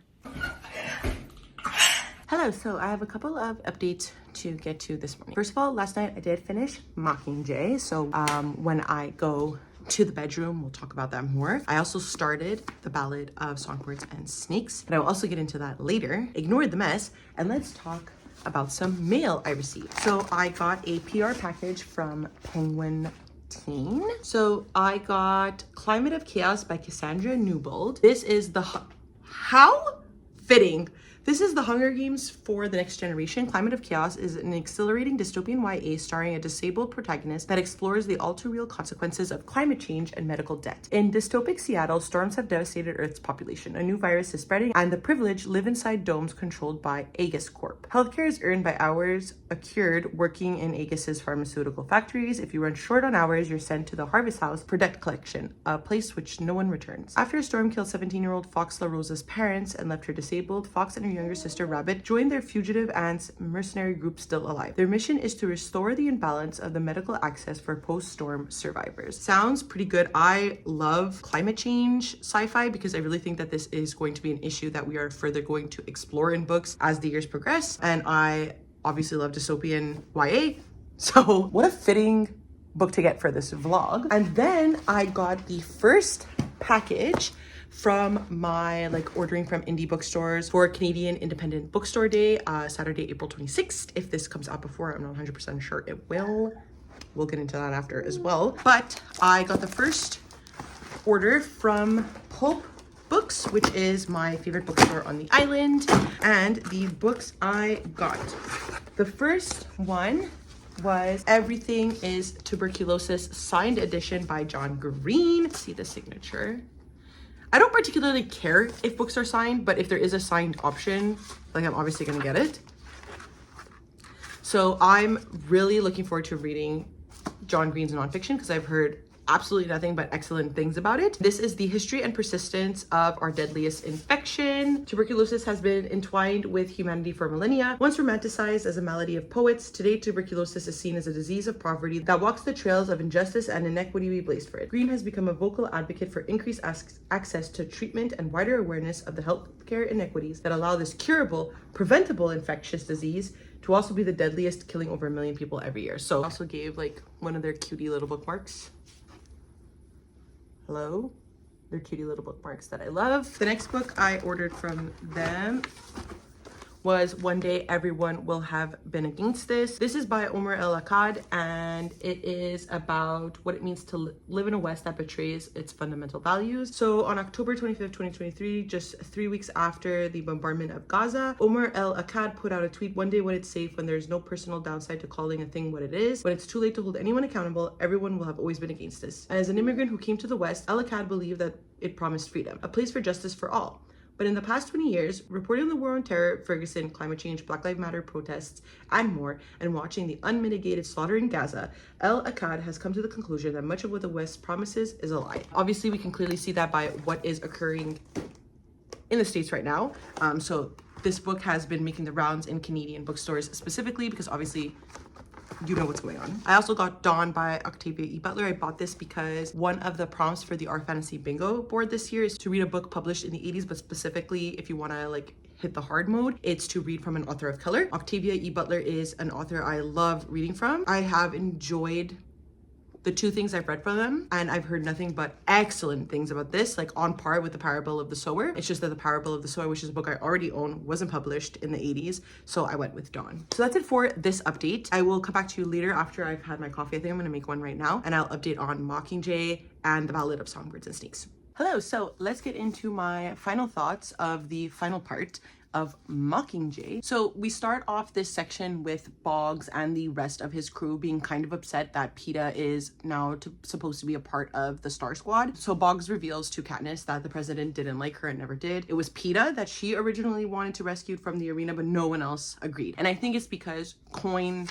sees the rebellion in Katniss, right? Like, Peeta is good at following rules. Katniss isn't. She is sending Peeta in there in the hopes that Peeta will kill Katniss and get rid of her. And so Katniss therefore becomes the martyr. And Coin kind of gets what she wants, which is Katniss dead and a martyr for the revolution. There's a lot of like sad scenes about Katniss realizing that she isn't being necessarily the kindest to Peeta. And it takes Haymitch really telling her, like, if it was you hijacked, Peeta wouldn't be treating you this way, which is true. And Katniss is like, okay, like, let me sort of understand what Peeta's going through. And this is where we get these scenes of real or not real. And if you are a Peeta and Katniss stan, real or not real means a lot to you. And it means a lot to me. And when it started coming up, I was like, yes, real or not real. So Peeta's saying the problem is that I can't tell what's real anymore and what's made up. And Finnick is like, well, Annie asks me what's real and not real, so why don't you do the same? And here's where we also get a lot of discussions on Plutarch and Coin just wanting footage of the Star Squad and not necessarily caring about the danger that they're putting them in. As they move into the capital, there are different areas of the capital that are like rigged with explosives or mutts and stuff like that, sort of like the Hunger Games themselves. So because of Plutarch, they have an inside map as to where the areas and zones are. And so they're just sort of running around and they feel a little bit ridiculous because they don't necessarily feel like they're fighting until Boggs's left foot steps back into the orange paving stone, triggering the bomb that blows off his legs. So this is where Boggs dies and he transfers the security of the Hollow to Katniss Everdeen, thereby making her in charge. Katniss and we as the readers believe that Boggs is aware that Katniss wants to assassinate Snow, and this is why he's giving her a security clearing like this. And she mentions to the entire squad that her secret mission, the mission she's here, is to kill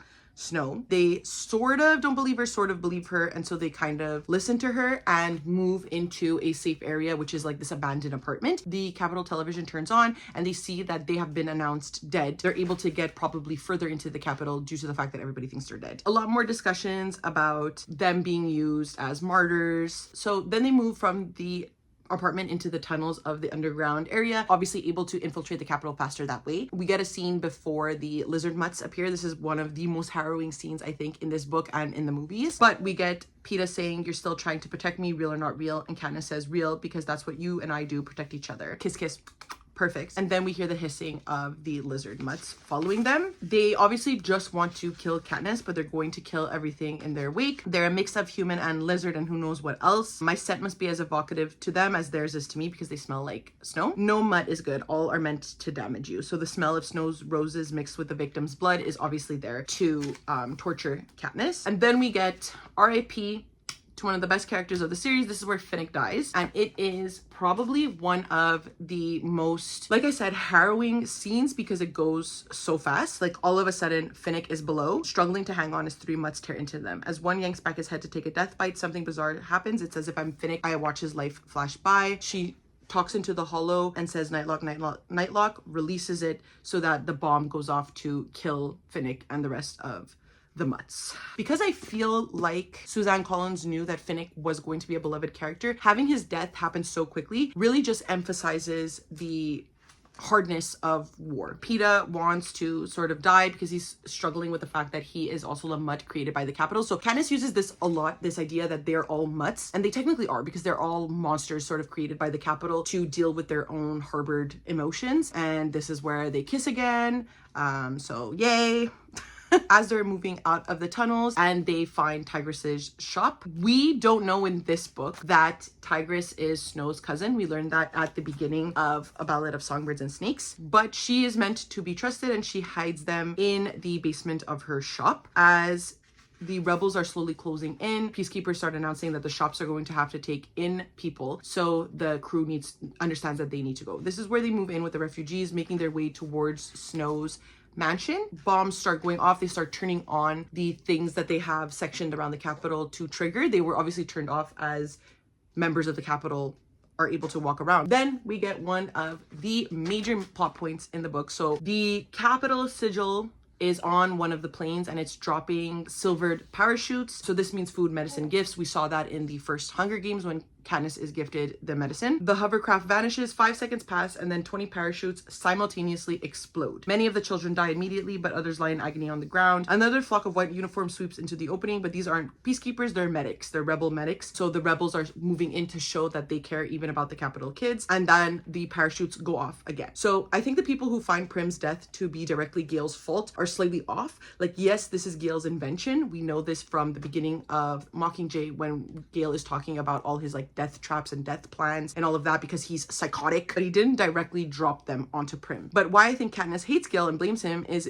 because it's just a buildup of 3 books worth of Gale's cruelness and pent up revenge in Gale's attitude and demeanor. And Gale knows this, and that's why we see this scene where Gale sort of tells Katniss like to go be with Peeta because he knows that Katniss will never get over this. Gale's one job in life was to protect Katniss's family. His bombs directly kill Prim. The saddest part about Prim dying, in my mind, is that all 3 of these books and all of Katniss's PTSD feels worthless now. Katniss volunteered and suffered for essentially nothing. Obviously, her volunteering leads to the end of the fascism. Like, doing it all for Prim and only to lose Prim just shows how worthless fascism is and how it's all for the power of the elite, and the poor just continue to suffer again and again and again and again. We get the discussion between Katniss and Snow because they have now infiltrated Snow's mansion, right? So that's where they're sort of at right now. Snow is the one to inform Katniss that it wasn't his bombs that killed Katniss's sister, and specifically talking about how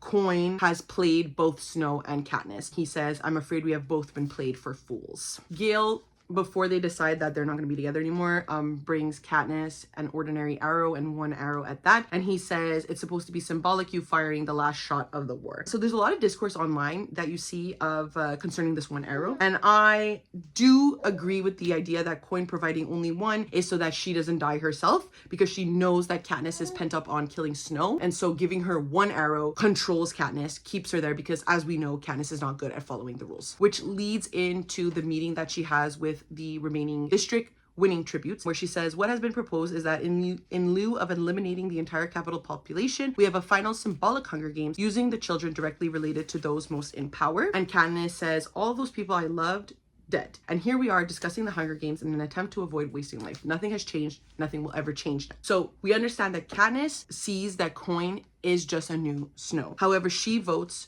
to have the Hunger Games again. What we do know is that this is Coin seeing who to trust and who not to trust, and Katniss wants to be on Coin's good side. As Coin announces that they will be executing Snow, Katniss has her arrow pointed at Snow. The point of my arrow shifts upward. I release the string and President Coin collapses over the side of the balcony and plunges to the ground, dead. So Katniss said yes to the Hunger Games only to gain Coin's trust before executing her straight to her face. Haymitch takes Katniss to District 12, where they will live there together. Katniss is sort of treated like a psychiatric patient, so that way they don't arrest her or kill her, and they keep her alive. And then one day, when she's there, she sees that Peeta planting primroses, and this is the beginning of Katniss sort of healing. And then we get the scene where Katniss talks about how Peeta and her grow back together. There are still moments when he clutches the back of the chair and hangs on until the flashbacks are over. Katniss still wakes screaming from nightmares of mutts and lost children, so they're heavily dealing with PTSD. But then we get the best line, I think, of the whole series. She talks about how Peta is the only one that can give her a promise that life will be good again. So after when he whispers, "You love me, real or not real," she tells him real. And then we get the epilogue where they talk about them having children and how she will one day have to explain to her children what happened, what she went through, and how life just moves forward. 5 stars. I definitely think Mockingjay is my favorite book in the series. I know it takes quite a bit of time to get here, and this is a lot of plot and war and discussions on PTSD, and a lot of people don't like that. They feel like it's different. A fascist regime has to end somehow. Then last night, I decided to start A Ballad of Songbirds and Snakes. I gave this 2 stars when I read it in 2020. I think I was just going along with the hype, or not the hype, but like the hype to hate, because a lot of people were like, why are we reading about snow? Why are we getting a villain origin story? I think I went into this with negative expectations to not like it, and therefore I didn't end up really liking it. It could be that I rate this the same, but I'm going into this with more of an open mind. Suzanne Collins wrote this and published this at the end of Donald Trump's first reign as president, and wrote this as a warning of fascist rise to power. So with that in mind, I'm going into this with a better, I think, expectation of what this book is. Now reading this at the beginning of Donald Trump's next presidency, I think this will have more of a helpful insight, or I will learn to appreciate this more. I didn't think I was going to tab it as much, but already I am 12 pages in and I have quite a bit of highlights and comments already done. Something I also didn't appreciate the first time I read this was the epigraph, where Suzanne Collins puts in some like philosophical quotes, and one of my favorite ones is "Man is born free and everywhere he is in chains," which is from Jean-Jacques Rousseau, which, crazy that philosophers of the 1700s are correct to our current predicament in 2025. So I'm going to continue reading this today. I didn't expect to have so much to say about the series. I feel like I have so many vlog clips to edit. I feel like this vlog is going to be really long, and I still have 2 more books to go. So I'm gonna go read this and I will come back to you. Hello. So I just put my son down for another nap. If I look haggard, it's because yesterday he had his 4-month shots. He was a little sleepy in the daytime and thus very awake at night. But yesterday, through all of that, I managed to get to the end of part 1. So let's discuss. Turns out when you're actively paying attention to themes and not just reading in grumpiness, you end up enjoying a book a lot more. And that's what's going on with A Ballad of Songbirds and Snakes, because I'm really actively seeing what Suzanne Collins is putting down. The first thing that we are shown in this book is themes of classism and how this will be rampant throughout the book. It's demonstrated now. Classism is the only discrimination white men feel. We see that currently with the rise in people believing they can be billionaires. Obviously generalizing, but I mean, like, when they don't acknowledge their privilege, classism is really the only thing they tend to feel. So we see that directly with Snow, that at 18 the heir to the once great house of Snow had nothing to live on but his wits. Throughout the book, every single like yellow tab is sort of Snow talking about how he could use a given scenario to emphasize his role over helping others and stuff like that. So even, we're going to see this throughout the book, but when he first meets Lucy Gray, he's like, oh, I can use her. It's always about using other people. He thought of his classmates rifling through their closets or slipping into their newly tailored suits and wondering just how long he could keep up appearances. So for him, it's so important to keep up appearances to people. He has a lot of jealousy, a lot of comparison. He has taken in from his grandmother as well. His grandmother is very much like this, and this is something that ruins people. Jealousy ruins people, and you see that because he actively talks about how other people are dressed, how other people behave, how this and that and that and that and that, and how it reflects onto him and his choices and what he tends to do. So we have a lot of explanations as to what the reaping is, how it came. An interesting fact that I learned, and maybe this is a common thing, I didn't really know, the reaping day is on July 4th. I believe that this is probably to make the population scared of remembering the freedom of America, because we know as readers that Panem is just the USA, and by doing it on July 4th, you're kind of taking away the district's idea of freedom, right? And reminding them that they don't have freedom. So you're sort of like dismantling this belief in the American freedom, whatever. We get a lot of discussions about how the Hunger Games appear right now in the world. So they're only at the 10th iteration in this book. How it is being perceived by the public, because even the people in the Capitol don't necessarily enjoy it, right? Because they're only 10 years from the District Rebellion. So to them, they don't care to watch it either. It's not that big of a deal. Coriolanus's class in school right now is discussing how they can make the Hunger Games more appealing, and they are going to be the first iteration of the mentors for the district tribute. We learn about one of the other important characters in the book. I would arguably say there's 3 important characters. There's Coriolanus, obviously. Then we have Lucy Gray, who is the District 12 tribute girl that Coriolanus is a mentor for. Obviously, this is important because it adds an interesting dynamic looking back at him and Katniss's relationship in the Hunger Games. And then there's also Sejanus, and Sejanus is a District 2 boy, but his father gained a lot of money in District 2 and they were able to move to the capital. As far as I know, this never happens again, and I'm curious if it's due to Sejanus. Sejanus's relationship with the Hunger Games is really interesting because obviously like he sees himself in these kids, whereas Coriolanus and the other mentors don't necessarily. We see a lot of Coriolanus talking about his lack of money, his lack of status in the community, or maintaining this whatever status he has in the community. And so we see that Coriolanus understands that classism is important, that money is important, and if he continues to get taxed by the government or continues on these things, he will not be able to survive. He'll become one of like the plebeians, as he refers to them. And in the same breath that we see him understand that classism is a thing, he then directly attacks Sejanus, right? Because he's a bully. He attacks Sejanus for using the word ma. He'll refer to his mother as ma. And it's like, Coriolanus, I'm afraid I must tell you that you're poor. Not only is he poor, he's also a classist, a racist, the list goes on. And he gets sort of upset because he is given the District 12 girl, which is like the bottom of the barrel in his mind. And also he has a girl. So it's like, also not only is he all these things, but he's also a misogynist as well. Let's just keep that in mind. We get a lot of discussions about Sejanus talking about himself as someone who could have been in the Hunger Games. And then we see a video of Lucy Gray. She is very interesting. She dips a snake into a girl's shirt at the reaping. She sings a song. She's capturing the attention of the capital. And Coriolanus scanned the crowd and felt a spark of hope. His long shot of a tribute, his throwaway, his insult had captured the capital's attention. That was good, right? With his help, perhaps she could keep it, and he could turn a disgrace into a respectable showing. That's all he cares about. I've been seeing quite a bit of TikToks of people being like, Coriolanus loved Lucy Gray, loved. You guys are missing the point. This is not a love story. Like, I don't understand why we're trying to say like Coriolanus is just, he's just a boy in love. He's also a psychopath. I think we need to remember that. We get more discussions on what occurred in the capital after the district rebellion, and this is where we learn a lot about the cannibalism that occurred, which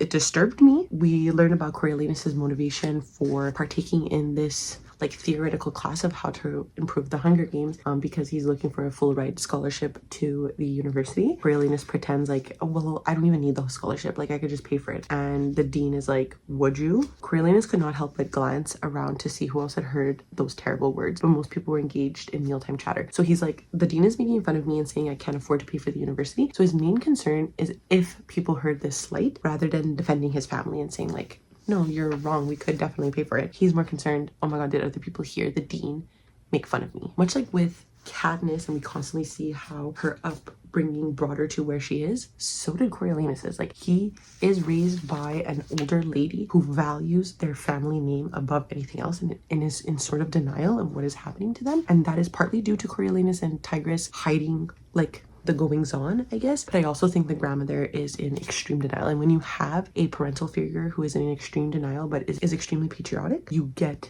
this sense of like protecting oneself because you feel like this is the only way that your family is valued in society. Coriolanus decides that to gain the trust of Lucy Gray, he's going to meet her when they arrive, and he realizes that the train that comes is a musty, smelly car that is heavy with manure. They were transporting the tributes in livestock cars. He had not properly prepared himself for this encounter in the flesh, and the wave of pity and revulsion swept through him. They really were creatures out of another world. So it's not that they are being treated like animals that causes Snow to feel revulsion. It's that they look like creatures. Like, he's like, oh my god, they're disgusting. Not that the capital is putting them into livestock carriages. So at the presence of tributes being treated like animals, he is disgusted that they look like animals, not about what's happening, right? And so we can sort of see this as we know Snow in the Hunger Games trilogy, where he just doesn't care. He doesn't think of district-born people as people. But Lucy Gray is someone that he can't really understand because he gets to know her and she has a personality and she's different. So he's like, she doesn't make sense to my brain, kind of thing. We had one funny moment actually in the book where he's talking about how people are at the zoo because he was going to visit Lucy Gray in the zoo, because not only do they transport them on livestock, they put them in a zoo for everyone to see. And obviously this is a commentary of what happened in Europe with the slaves that were shipped there, put into zoos for people to go to watch. So these are like real things that have happened in history, just so we all remember that this is a dystopian novel, yes, but they're not so far off of things that have happened. One moment that really makes me laugh is that he sees like a big crowd and he's like, who are all these people hanging out on a weekday at the zoo? Didn't they have jobs? Shouldn't the children be in school? No wonder this country was a mess. Me on a random Tuesday when I too I'm at the grocery store and I'm wondering why all these people are at the grocery store. So I have to admit that made me laugh. We have some back and forth about how he feels concerning Lucy Gray, visiting her in the zoo, giving her food, and how that's just benefiting him. Constantly talking about how this is benefiting him. He does not care about her. I can't emphasize this enough. She might win him over. She might charm him. He doesn't care about her. He might think of her as human because she has a personality, but he won't continue to think of her as human. So I'm going to skip ahead a little bit, but we do see Coriolanus eating with Lucy Gray a lot and giving her food. This is obviously the start of the tributes, receiving gifts from people in the capital and from their mentors to eat food within the arena, and that they have to win, they have to deserve it. He thinks Lucy Gray deserves it because he finds her interesting. That's why she's getting food. If he didn't think she was interesting, she was not getting food. Again, I want to emphasize, like, he is not in love with her. We have an amazing line about them talking and concerning themselves with how to represent the Hunger Games to the people. We have one of the professors be like, if history teaches you anything, it's how to make the unwilling comply. And that's the main goal of the Hunger Games. We are seeing this right here. That is their main goal. It's to make the unwilling become willing. We see that later on with districts 1 and 2, where in this book, districts 1 and 2 are just as equal to the rest of the districts. In Hunger Games, we see them as career tributes. They are trained to participate in the Hunger Games. It's almost an honor. This is starting from here, from these books. A lot of these chapters is also looking at Coriolanus's view of the tributes and how he pities them. So he understands that like something's a little wrong, but he doesn't like undervalue what they could do for him to advance. Where we have Sejanus talking about how these kids are like 2 and 8 when the war ends. They're still citizens of Panem. Aren't we supposed to be governing them as well? Which is so far from what we see in Hunger Games, because obviously it's 60 years later. These kids never saw the war. Their parents probably never saw the war, and yet they are still contributing to the Hunger Games. Dr. Gull, which is the head game maker in this book, she's also a professor, talks about, wouldn't it be wonderful if everyone in the audience thought the way Sejanus does? So they should care about them. And so we're starting to see like, okay, we need to appeal to the citizens of the capital to keep kids alive, not because they deserve to be kept alive, but because they did something, they entertained us. What I want to get to before I end this clip is the talk of the beginning of Snow using accidents and deaths around him to his advantage. So what we learn in Mockingjay from Finnick is that Snow was able to like poison people around him, and that's how he was able to grow into the president. And what we're seeing here is Coriolanus using accidental deaths around him, right? So we have Arachne, who was sliced in the throat by her tribute because she was like taunting her and teasing her, and the girl just decided to kill her. And Coriolanus is like, maybe she deserved it, I'm just saying. And then we also have Clemencia, who tried to take advantage of Snow writing the paper, and when Dr. Gull threw the paper into a bat of snakes that were mutts that respond well to smell. This is important because it obviously helps Lucy Gray later on. But anyways, the mutts attacked Clemencia because she didn't touch that paper. She didn't write the paper. So Dr. Gull knew that she was lying. And Coriolanus is like, not saying anything, but maybe. So we're really starting to see him use these things to his advantage. We get the first glance into the arena, and this is the first like iterations of the arena. They're not as intricate or lavish as the arenas we see in the Hunger Games. It's really just like a coliseum of sorts. They don't even like clean it. They just throw the kids in every year. And Coriolanus is like, if I grew bored when I was watching, I'd nap in the plush and cushion seats. So we really see there's a drastic difference between Coriolanus then versus now, obviously, because he has to partake in this mentorship in order to earn a scholarship, where before he was like taking a nap on cushion seats while he watched people fight to the death, you know? What ends up happening is bombs go off. Some kids take advantage of it, they run away, but Lucy Gray stays to help him. This grabs Coriolanus's respect, because as I said, he does not respect people. But because Lucy Gray saved him, he's like, well, I need to show her I respect her so that she performs well in the Hunger Games, okay? Like, we're forgetting a lot of things. Lucy Gray decides that like Snow owes her basically, because she could have run away and she didn't. She stayed to help him, and so thus she had to stay in the Hunger Games. And he's like, he would always be in her debt. She had the right to demand things because he understands like a lot of relationships as transactional. And she said, you could start by thinking I can actually win, because he doesn't think so, right? Now we're entering part 2, which is the prize. I'm going to read this now, but happy to say that I am really enjoying this a lot more. I think I needed that first read just to be like, Snow. And now I'm really diving in and understanding what Suzanne Collins was writing. I think a lot of people romanticizing Coriolanus due to the movies has made me want to gather the information of his behavior more, to be like, guys, he's psycho. We can't forget. And maybe reading The Hunger Games right before this, like, emphasized that for me. Hello, so I just got back from the gym.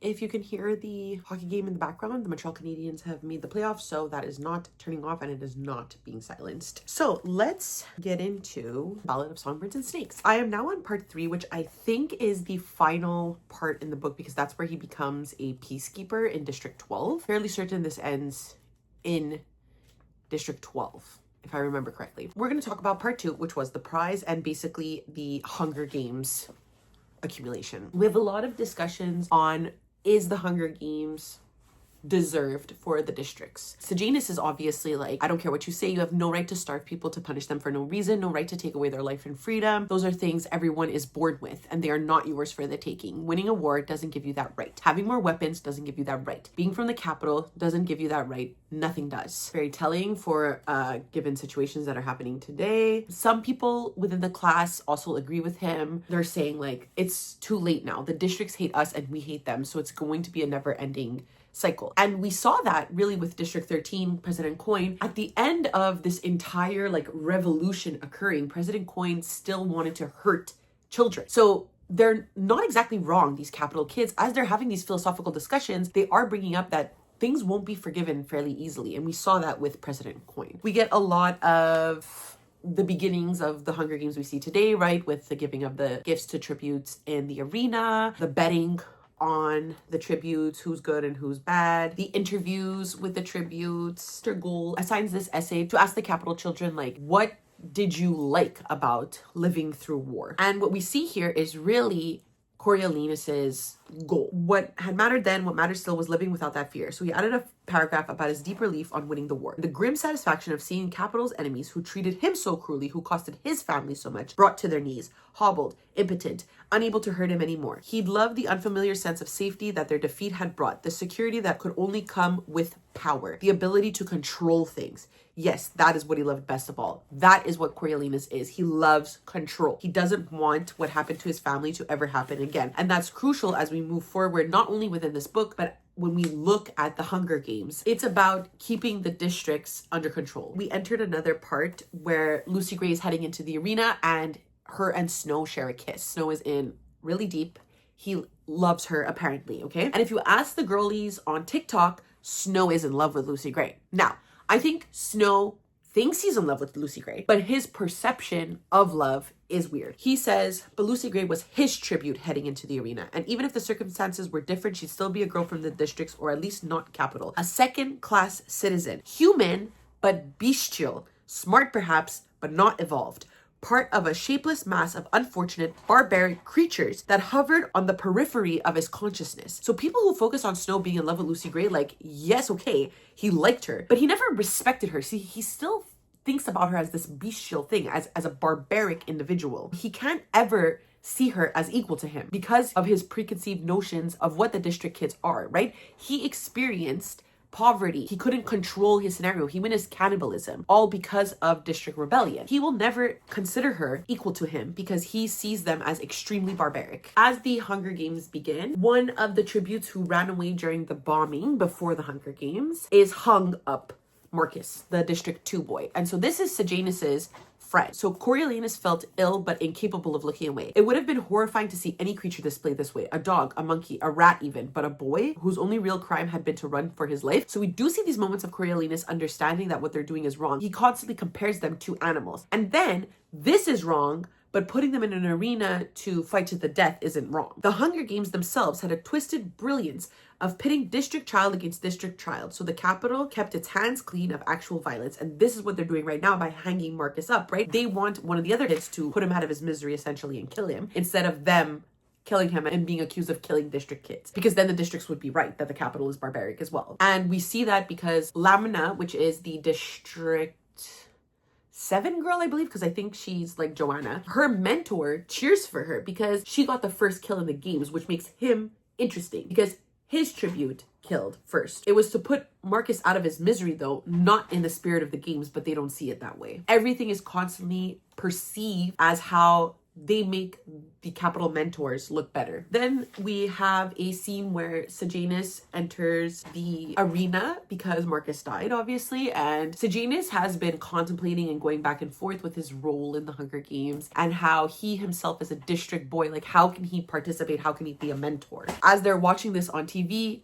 Sejanus's mom is at the Snow's house and they're not particularly happy with her there because they still think they're better than other people, even though they're just as poor as everyone else. And so she describes what Sejanus is doing is to put breadcrumbs on his body so Marcus has food for his journey. She says it's what we do back home when someone dies. Coriolanus couldn't help feeling embarrassed for her. If you ever needed proof of the district's backwardness, there you had it. Primitive people with their primitive customs. How much bread had they wasted on this nonsense? And then when we move forward into the Hunger Games era, they waste food for pleasure. They eat and then they go vomit and then they come back to eat, which is what happened with the Romans as well, right? Panem is named after a Roman saying. This is a reflection of an empire falling, and the vomitoriums were created with the Romans so that they could eat and eat to excess to then vomit. And that's what we see in the capital during Katniss's era. But this era, they're coming straight off of the war. So seeing food being wasted as such is so barbaric again to Snow. Coriolanus is then tasked with going into the arena to save Sejanus and bring him out. And they have this interesting discussion where Snow is talking about how Sejanus will be fine. They won't show what he did. They won't show this rebellion because he has money. And maybe not now, but one day you'll have a fortune. Money has a lot of uses. Look how it changed your world. Maybe you can make changes too, good ones. Maybe if you don't, a lot more people will suffer. Again,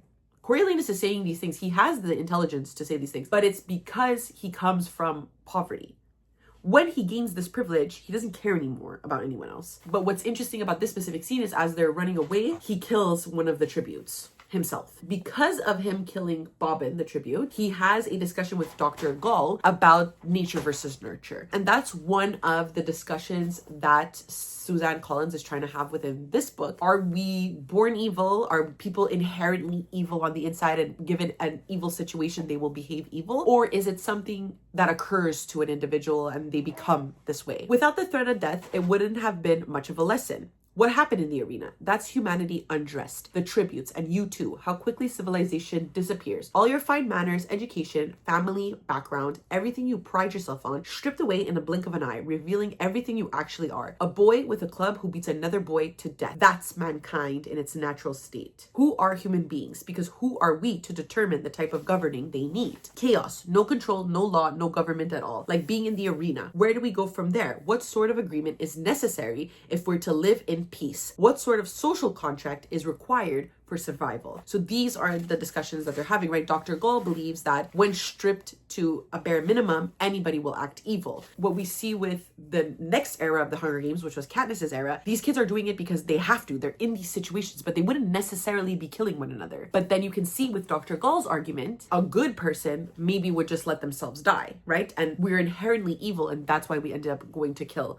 other people. She saw it with Snow. She sees it with the kids in the arena, with Lucy Gray as well. Lucy Gray also partakes in killing. Maybe she's right, maybe she's wrong. I don't know. That's the discussion that we're going to have. Then we get quite a few tribute deaths, one after the other. We have Lucy Gray's district partner, Jessup, passing away from rabies. I really enjoyed this scene because after he died, Lysistrata, which is his mentor, gets interviewed. The interviewer Lepidus is like, did you know about the rabies? And she's like, of course not. I would have alerted the authorities so that they could have tested the raccoons in the zoo. He says, what? You mean he didn't bring this from the districts? And she says, no, he was bitten here in the capital. And that's really important because, again, they think of the tribute kids as barbaric, right? So they would be bringing in these diseases into the capital. And then she says, I don't think he would have won the Hunger Games anyways. That's who he was at heart, a protector. He would have died trying to protect Lucy Gray anyways. And then Lepidus says, oh, like a dog or something. And she's like, no, not like a dog, like a human being. So then we have again this nature versus nurture. Despite what happened to people in the capital, they still have no kindness for others, except for these few. Sejanus, Lysistrata, they're talking about how these people are people, not animals. But you have the majority of the capital people right away thinking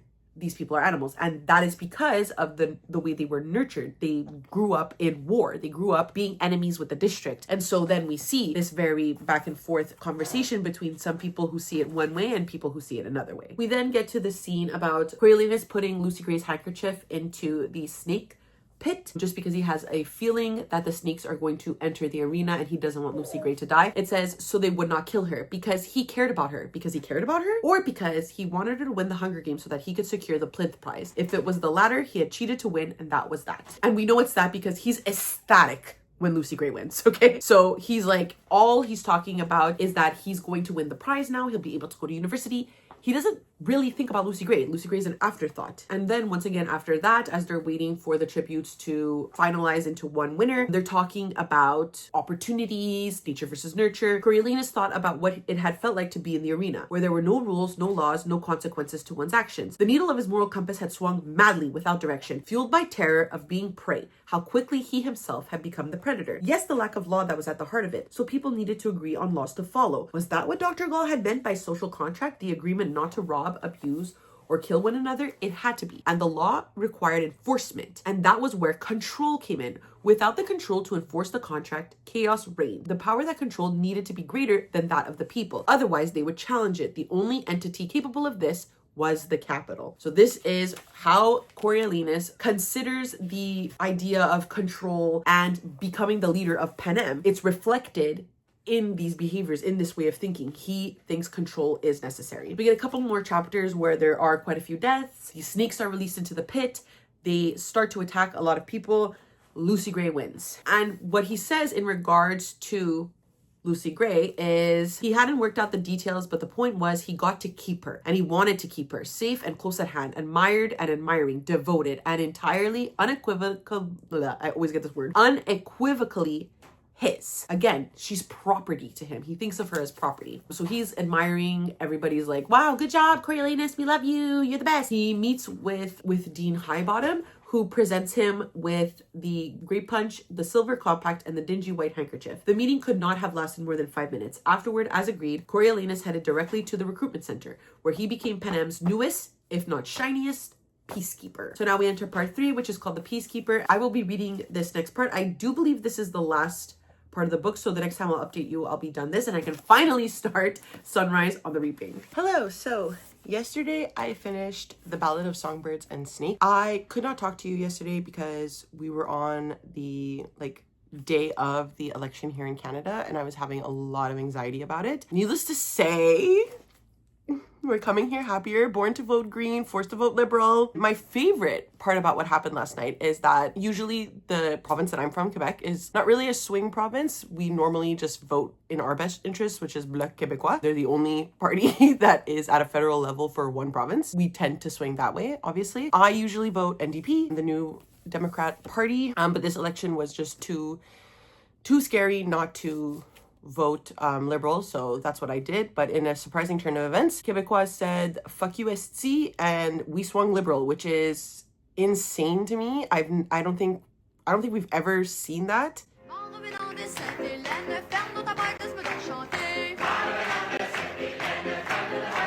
It's crazy. I'm astonished that this happened. Anyways, I'm so happy. Let's get into my final thoughts of A Ballad of Songbird and Snakes. And I'm happy to report that I ended up, I think it was pretty clear, enjoying this way more than I thought I was going to. But let's get into part 3, The Peacekeeper, and my overall thoughts on that part. We open up with a chapter seeing how Coriolanus is ending up in the districts as a peacekeeper, his discussions with Dean Highbottom. He is very quick to throw Lucy Gray under the bus when caught, and this plays into Snow's overall attitude, right? He values himself above and beyond. There's no person in the world that he likes more. And we see that as we move into the District 12 and him being alone and what that leads him to do. We move into District 12 and Coriolanus is talking to the new peacekeepers that he's friends with that bunk with him. There's some discussions about saying that this is a job, history is in the past, like it doesn't matter that they're peacekeepers sort of. And Coriolanus is like, so you don't mind policing your own people. Obviously he's still dealing with this discussion of like nature versus nurture, right? And like,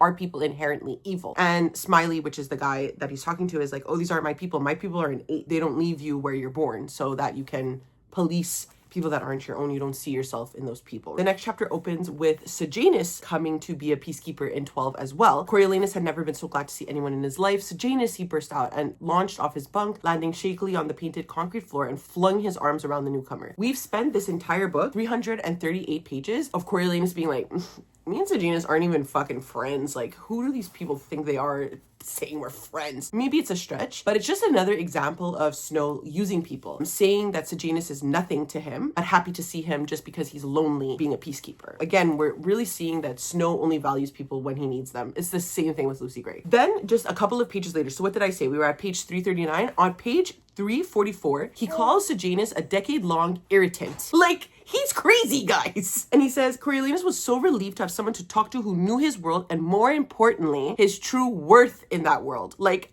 he is Delulu. He leaped for joy when he saw Sejanus because he was lonely. And now that he has someone there, or Sejanus is there to be sort of like a punching bag for Coriolanus' thoughts, he values Sejanus because he thinks Sejanus thinks that he's the best. So he's like, I like Sejanus because Sejanus will tell people that I'm great. As Sejanus and Coriolanus are talking throughout these next few chapters, we really get a sense of Sejanus wanting or leaning more rebellious than Coriolanus, right? Like, Coriolanus is just like, well, the people did this to themselves. Like, we pour so much money into these industries. It must be true because people always complained about it in the capital that we gave money to these industries. And Sejanus is like, we pour money into the industries, but not into the districts themselves. The people are sort of on their own. So we're really seeing the values that Sejanus has and what's going to lead to the end. We witness a hanging by the hanging tree. So this is the tree that Katniss is referring to in the Hunger Games. This is where the peacekeepers do the hangings of the districts. We know that this is not a form of punishment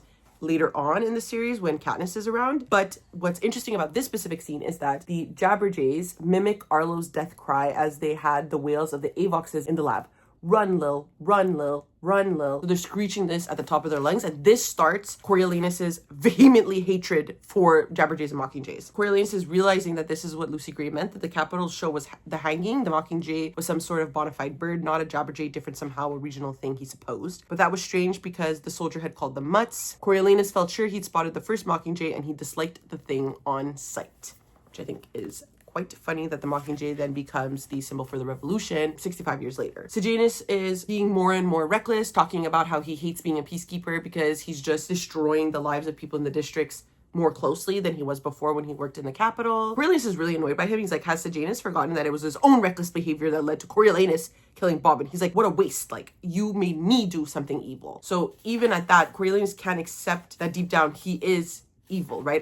At least at this point. Lucy Gray and Coriolanus see each other again. We learn about little tiffs and tats that Lucy Gray has with her like ex-flame named Billy Taupe. Billy Taupe becomes just a crucial thing in like Sejanus's aspect, but also Coriolanus, because Billy Taupe drives him absolutely fucking insane. He's like, this boy is who Lucy Gray is after, when she's clearly said it time and time again that she loves Coriolanus. It's not enough for him, right? And we see this with like the male loneliness epidemic. Like, a girl can say whatever the fuck she wants, and a guy, no matter what he thinks is the truth in his own brain.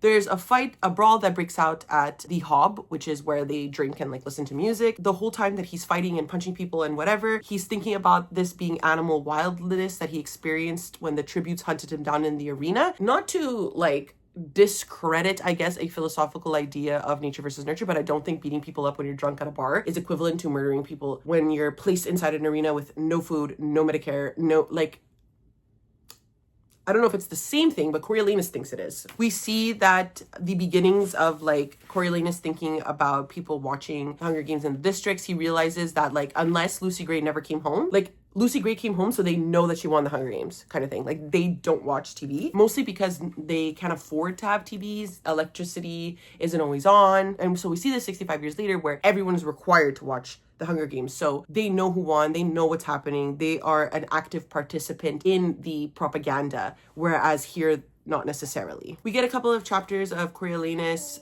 learning that Sejanus is helping the rebels a little bit. Sejanus is being more coy about it. Coriolanus is trying to like twist him to the right side. He keeps saying like, they lost a war they started, they took the risk, this is the price they pay. And Sejanus is like, I don't know, bro, I don't see things improving. Coriolanus is very much of like this idea that like the status quo is okay, like things are going to get better, like things will work, this and that. And like Sejanus is more like a rebellious, like, no, we need to start revolutions to cause change. Coriolanus doesn't necessarily agree at all. And we see this because he writes a letter to Dr. Gull, someone he's actively scared about, actively talks shit about, and actively thinks is crazy. But he's like, she can help me, so I'm going to write her a letter talking about how when I was drunk in the bar, I was fighting with people, and that reminded me of being in the arena. He's crazy, guys.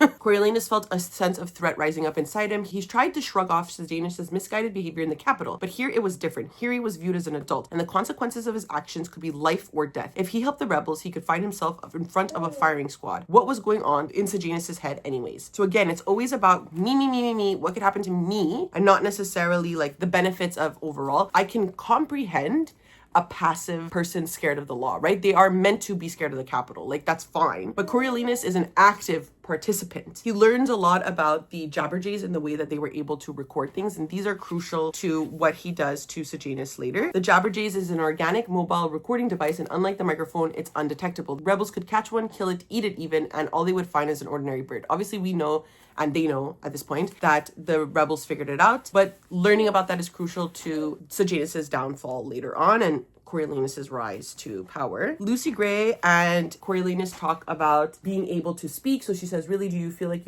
you're always free to speak your mind? And he's like, free to speak his mind? Of course he did. Well, within reason. He didn't go around shooting his mouth off at every little thing. What did she mean? She meant what he thought about the capital and the Hunger Games and the districts. The truth was, most of what the capital did, he supported, but the rest rarely concerned him. He has privilege, right? But if it came to it, he'd speak out, wouldn't he? Against the capital like Sejanus had? No, you wouldn't. That's me saying that, not the book. Even if it meant repercussions, he didn't know, but he felt defensive. I do. I think you should say what you think. We see this also with like the push to the far right with white men. Once you say something that they don't agree with, they're like, ugh, you're taking away my freedom of speech. Like, no, that's not what's happening. I'm just calling you an idiot. It's different. Then we learn about Sejanus's plan with Billy Tope and members of the mine workers. Lucy Gray is telling Coriolanus about Billy Tope's idea. He's part of this rebellious plan. He says, it's one place in the District 12, you're guaranteed some privacy, wants us to go north. He thinks there's people up there, free people, says we'll find them and then come back for the others. But she's like, I can't trust him, so I don't know if he's telling the truth. And then Sejanus comes to talk to him as well. Sejanus is speaking to him around the Jabberjays. So Snow takes the remote to record the conversation and what Sejanus is talking about. It's really sad because Sejanus is like, I couldn't go without telling you. You're as good to me as any brother could be. I'll never forget what you did to me in the arena. It's like what you did for my parents. From an outside perspective, Coriolanus's actions are kind. And I can see that if you watch the movie, you can feel this way because you're not getting his internal psychoticness. He is only thinking of himself, and it's really sad because Sejanus loves him. He says like he'd taken care not to speak while the Jabberjay was recording so as not to incriminate himself in any way, but Dr. Gall would get the reference to the arena and she would understand the taping had been intentional. So again, he only cares about himself. He does feel slightly bad, but it's more in a way of like, I hope I don't get in trouble kind of thing. Then we have a scene where Coriolanus catches Billy Tope and Sejanus and another man, Spruce, I think, getting all the guns, getting everything ready so that they could leave during the performance that the Covey is doing. A fight breaks out because the mayor's daughter's there because she's jealous of Billy Tope's relationship with Lucy Gray. That's why Lucy Gray ended up in the Hunger Games. They end up killing Billy Tope and Mayfair. Coriolanus is saying, if Bobbin's death had been self-defense, what was Mayfair's? Not premeditated murder, not murder at all really, just another form of self-defense. The law might not see it that way, but he did. Mayfair may not have had a knife, but she had the power to get him hanged. And so he shoots her right away, kills her, no problem. We get to the harrowing scene of Sejanus being hanged for treason in the afternoon. As the drum rolls begin, Coriolanus squeezed his eyes shut, wishing he could block out the sound as well, but he could not. He had heard it all. Sejanus's cry, the bang of the trapdoors, and the Jabberjays picking up Sejanus's last word, screaming it over and over into the dazzling sun. Ma, ma, ma, ma. So I like that the birds like kind of haunt him, you know? Then we have a whole chapter of like Coriolanus being like, oh my god, what did I do? Like, is it good? Blah, blah, blah. But then he gets rewarded for it. So he's like, never mind then. Then they have their leaders, like the peacekeeper leader's birthday party, whatever, and the Covey's there to sing a song. She's singing a song and he's like, oh my god. He's like, I'm such a good person. She loves me so much. And it's like, yeah, because she doesn't know what you've been doing behind the scenes, Mr. Coriolanus. At the end of the party, Coriolanus gets news that he is being promoted to an officer position and he's going to officer school tomorrow. So as he's saying goodbye to everybody, he is sort of conflicted because him and Lucy Gray have made plans to run away. He decides to go with Lucy Gray anyway. This is where we get his descent into fucking madness. They're running away. They're in the forest. They find and like, not an outhouse, but like a little cabin that they decide to rest in, cook in before they move further away from the district. And the whole time is like, oh my god, they're gonna find the murder weapon, so like what's the point of me staying? Like they're gonna charge me for treason anyways, might as well run away with Lucy Gray, I love her, you know? But they end up finding the murder weapons. They're discussing about how they feel about people and like what they've done to get where they are, and Lucy Gray's like, yeah, I understand, I was in the Hunger Games, like I had to kill people, it's crazy. He's like, I think killing 3 people is like enough for one lifetime. And she's like, who's the third? He's trying to like ignore her. She's like, Bobbin in the arena made fair to protect me from Billy. Who's the third person? And he's like, me, haha. I killed the old me so I could come with you. Like, what a loser. Heavy dark clouds rolled in, providing some relief from the beating sun, but adding to his oppression. This was his life now. Digging for worms and being at the mercy of the weather. Elemental, like an animal. Like, okay, relax. Oh my god, he's so dramatic. Then Lucy Gray says like, okay, I'm gonna go get like potatoes. And he's like, it's raining outside. Why would you go get potatoes? We begin his descent into absolute chaos. He finds the weapons that they used for murder, right? So he's like, oh my god, I just have to get rid of these weapons and then I can live my best life. So he doesn't really want to run away with Lucy Gray, because now that he found the weapons and he could destroy them, he's like, I could go back to the capital and be a good boy and everybody's gonna love me again. So he only loved Lucy Gray because he could use her. The minute he could go back to his normal life, he's taking it. So he's like, there's one thing remaining that would sort of convict me, and it's Lucy Gray. I have to get rid of her, unfortunately. So he's like waiting, and she was certainly taking a long time with these potatoes. Lucy Gray was no lamb. She was a victor. He checked to see that the peacekeeper's rifle was loaded, then opened the door wide. He's so paranoid and thinks that everyone thinks like him that he's convinced himself that she's just as evil as him and wants to kill him. No. You are just evil. Maybe he should have left it in the shed. It looked bad coming out armed, as if he was hunting her. But he really wasn't going to kill her. Just talk to her and make sure she saw sense. He felt a bit guilty frightening her this way. What was she doing? Quivering in the bushes while she tried to suppress her sobs? The idea of life without him must be breaking her heart. No, I think she's crying because you're hunting her. If he'd felt better, he'd have laughed at the irony of how quickly their relationship had deteriorated into their own private Hunger Games. You did this. He's Delulu. He's so fucking crazy. She just went to get potatoes. Maybe she did run away, but you lied to her. She doesn't trust you. There's obviously like a lot of discussions about what happens, but he starts frantically shooting around. Furious, he turned his way and finally blasted the woods in a full circle, going around and around until his bullets were spent. He collapsed on the ground, dizzy and nauseous, and the woods exploded, every bird of every kind screaming its head off, while the mockingjays continued their rendition of the hanging tree. Nature gone mad, genes gone bad, chaos. But he's the only chaotic person there. There's a lot of discussions about like, did he kill her? Did he shoot her? What happened? Whatever. I just think she probably was planning to run away. Maybe not right away, but when she saw him hunting her, she definitely was like, peace out, A-Town, I'm getting out of here, you know? So he returns to District 12 all casual. He's going to go to officer's school, but what they end up doing is dropping him off in the capital because Dr. Gall wants to give him a full ride scholarship to the university and work under her as a game maker. And she says, what did you learn in District 12? He's like, we are creatures who need the capital to survive. She says that she erased this last Hunger Games. It doesn't matter because people in the districts didn't watch it. It was a mess because the mentors were kids of the capital and they were dying, so they shouldn't get too involved with the kids that are dying in the districts because then like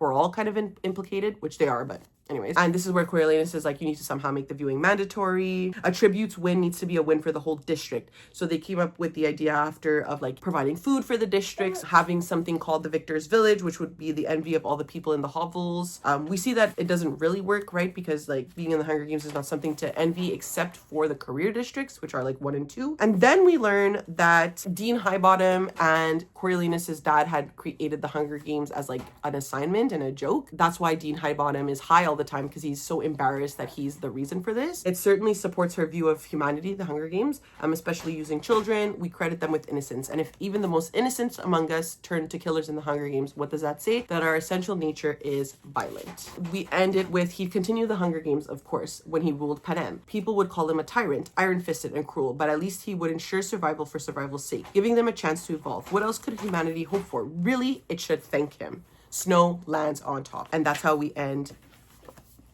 the Ballad of Songbirds and Snakes. In a surprising turn of events, I am increasing my rating higher than even the initial first time that I read the book. So I started with 3, I moved it down to a 2 because I was so angry with it, and now I'm bumping it up to a 4 stars. Maybe it's the time that I'm reading it, finishing the origin story of a fascist dictator on the eve of like our very own election in this country, with the threat to democracy constantly on the rise. But I definitely understood, and I think I made that clear, far more of what Suzanne Collins was putting down in this book. Previously, I think I had let my hatred of Snow blend with the nostalgia I had for the Hunger Games series, and I was just not focusing on what the text was presenting. Snow's internal dialogue is evil, and watching him spiral into Delulu land at the end when he doesn't get what he wants is scary. How Snow, a white privileged man, continues to paint himself as a victim was definitely something I missed in the first read. Even though I always recognized her showing Snow as evil and ambitious for ambition's sake, I really missed the victimization, the incel adjacent thoughts he had. I think the pacing was a little sloppy, and that might have affected my feelings in my first read as well. But otherwise, I found this to be a really interesting like philosophical discussion on nature versus nurture and the rise of evil and how it like just is instilled in people and spews out. Like it was very fascinating to read this right after the Hunger Games, and I think surrounding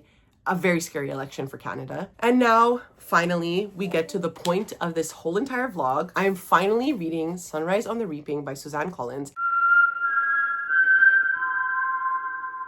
I'm very nervous about it. I've seen people cry. Everybody told me I'm going to love it. I think this one will go by a bit faster because I don't think I'll be taking notes. I'm going to see how I feel with the first few chapters, but it could be that I'm just going to treat this like a normal vlog update and won't be as in depth because it is my first read. I don't tend to annotate on my first read, but we'll see. We'll see how I feel. Bro, her epigraphs always hit. Hello, so I finished part 1 of Sunrise on the Reaping, and I'm sorry that these next few clips are not going to be like the most in-depth discussions because I really am just reading this for the first time and trying to enjoy it, but I do see what's going on here. What I love about these prequels is really seeing the evolution of the games and what was presented to us with the 75th. Like, they perfected the Hunger Games by the time we got to Katniss's generation, and I think that that's really interesting. This book opens with Haymitch's birthday, which is on the Reaping, which is so sad, but Haymitch getting reaped for the Hunger Games in a really unjust and unfair way, making it easy on those who belong to the capital. So their like Effie trinket of this generation is named Drusilla, but the boy tribute that was reaped starts to run away. He gets killed, and as Haymitch's girlfriend, Lenore Dove, is helping that kid's mother grieve and like try to get to her son, Haymitch gets involved because Lenore Dove is going to be attacked by a peacekeeper, right? And so he gets involved, and Drusilla's like, okay, just give me that kid because we need to have a boy tribute. Come with us, and this is the easiest way. Give me his name. I'm just gonna pretend I reaped it. They have to release something to the capital, right? And so that's how Haymitch gets reaped, which I think is insane because if he was not like involved in any way or not a brave character, he wouldn't have been reaped, which makes PETA the only actual victor of District 12 that was reaped like appropriately, because Lucy Gray, it's implied that it was an unfair reaping. Haymitch, obviously, and then Katniss volunteered for Prim. So PETA is really the only victor that was reaped like naturally. I don't know how else to describe it. We see a lot of the beginnings of how the District 12 kids are treated. They're treated like animals still in a way. Like even one of the peacekeepers says, we used to lock you in like cattle trains. And we saw that with Lucy Gray, right? And so they're sort of taught to shut up. So it's the quarter quell, the 50th quarter quell, which means 4 tributes are reaped from each individual district. So we have Wyatt, Maisley, Haymitch, and Luella. Luella is so sweet, and Haymitch calls her his little sweetheart. And so we see that when he has like a love for Katniss, he's calling her sweetheart. At first in like a very sarcastic way, but then, you know, obviously he grows to love Katniss. What ends up happening is as they are doing like the chariot run through the capital up until the president's home, something happens with the chariots. They are thrown off, Haymitch and Luella dies. Haymitch carries Luella to President Snow's in a way to protest. He's like, I'm dying anyways, what does it matter? Exactly. My son is very sorry for Luella's passing. And so Snow and Haymitch like make eye contact. So already we are shaping up Haymitch twice in like a matter of chapters as a more rebellious character. And he is definitely more intentional with his rebellion than Katniss was, but they're sort of falling into the same mistakes. I think he thinks it's funny that I'm talking to no one. What I'm really interested in is that Plutarch, Heavensby, is following around Drusilla, and he's sort of dictating what's going on and how they're going to appear to the capital. I think Drusilla is horrible because Suzanne Collins is trying to show the real difference between like Effie and Drusilla. Like Effie genuinely cared about them. She may have been capital born and dumb at times, but like Drusilla is evil. And so I think that that's just a really interesting touch to highlight how beneficial Katniss and Peeta's like mentors were, which is Haymitch and Effie essentially. We meet this little boy named Ampert who tries to get Haymitch and the District 12 tributes to be in an alliance because he's like, the careers are always in an alliance. They knock us out until they fight. So why don't we do the same so that we can take them out? We learned that he's Beedee's son. I did not like that. Beedee is being punished for rebelling against the capital, obviously, and so they have put his son in the Hunger Games. So that was really sad, and I did not like that. The mentors for District 12, because they've never had a winner, are Wyrus and Mags. So they are the district winners from the other districts come to help. I love that. Wyrus is so cute. Mags, obviously, I love her, but I had heard a spoiler that she was Haymitch's mentor, so like I was kind of expecting that, but I wasn't expecting Wyrus, and she's so cute. And I wasn't expecting Beedee either inside the training arena, but that was cute too. He's teaching Haymitch how to deal with electricity using a potato, right? And he slips something into Haymitch's hands before Haymitch is taken away by Plutarch to go and visit Snow. So Snow was saying like, I know exactly what's going on here. Like, don't think that you can rebel against me. I've heard the song before. And then he starts talking about how he knows of Haymitch's girlfriend and that he knows of the Covey and that they are rebels, right? So it's not Snow bringing his situationship over here again. Very annoying. We see here a Snow that is presented very weak because what we've seen in both the Hunger Games trilogy, or Katniss's trilogy rather, is Snow being very strong despite being almost 90 years old. In Ballads of Songbirds and Snakes, we're seeing Snow at his peak, at his prime, when he's about to turn like 18, 19 years old. And here, he's coughing up blood. He's appears very weak. And so I think that we're going to learn what Snow does or uses in order to appear very strong to people, and then probably eventually what leads him to be very strong by the time we get to Katniss's games. But the chapter, or rather the part, ends with what I think is a fake Luella McCoy appearing before them, because Luella died, right? But the Capitol can't show that they caused the death of a tribute so early on. We saw that in Ballad of Songbirds and Snakes. People didn't like that. And especially when people are betting money on the games, nothing can really appear to be the Capitol's fault, right? It makes them look weak. That's what I think is going on. It's a fake. I wouldn't be surprised if it's a mutt. But something I did want to just highlight is how great and how banging her freaking epigraphs are. Like George Orwell, all propaganda is lies, even when one is telling the truth. A truth that's told with bad intent beats all the lies you can invent. Nothing appears more surprising to those who consider human affairs with a philosophical eye than the easiness with which the many are governed by the few, and the implicit submission with which men resign their own sentiments and passions to those of their rulers. We see this with people electing Trump as this like godly figure. We also see Trump's influence affecting the Canadian election as well. Like, people treat Pierre Poilievre like they would have treated Trump, which I think is so weird. Why are we valuing and upholding and worshiping fascist more? Like, I don't get it. I'm really enjoying this, mostly for the nostalgia of what the games are before Katniss's generation, but I'm very interested as we move forward what's going to happen with Snow, with Haymitch, and I'm really liking Plutarch as well. Like, Plutarch comes in like, you guys feel oppressed? Why? You guys want to start a revolution? And he's like very obvious, I think, with his inquiries. So I'm going to continue listening to this. I really like that I'm not tabbing it up because I'm able to listen to it quickly, just really enjoy and immerse myself into the story. But I'm already looking forward to rereading this and really highlighting it and seeing the things that I missed. Hello, so I got to page 257 and I'm in part 3 of the book. So this is the last part of the book. I'm flying through this, partly because obviously I'm not analyzing it to the extent that I analyzed the other Hunger Games book. And a part of it, I'm wondering if there is that much to analyze. I'm obviously not heavily looking and reading into the double meanings of lines, right? So maybe I'm missing a lot of things, but this feels much more heavily plot focused, and specifically in Haymitch's games and what happened to him to get him to where he is now. I have a feeling that the last third of the novel is going to be far more engaging and far more discussing into these political dynamics than I've experienced through the rest of the book. But in part 2, basically, we entered the Hunger Games and Haymitch is sent in with a plan. So I discussed how Beedee, Wyrus, Mags, like they all make a little appearance in here, but Beedee specifically's son is put into the Hunger Games as a punishment to him. Despite that, his son is working with his father in order to destroy the games themselves. So Haymitch is tasked with finding where the mutts come from. So one of the holes that enters into the levels below the Hunger Games, so that they're thinking if they set a trap and set a bomb into it, the games will explode. Lo and behold, after Amperth, is that his name? Ampert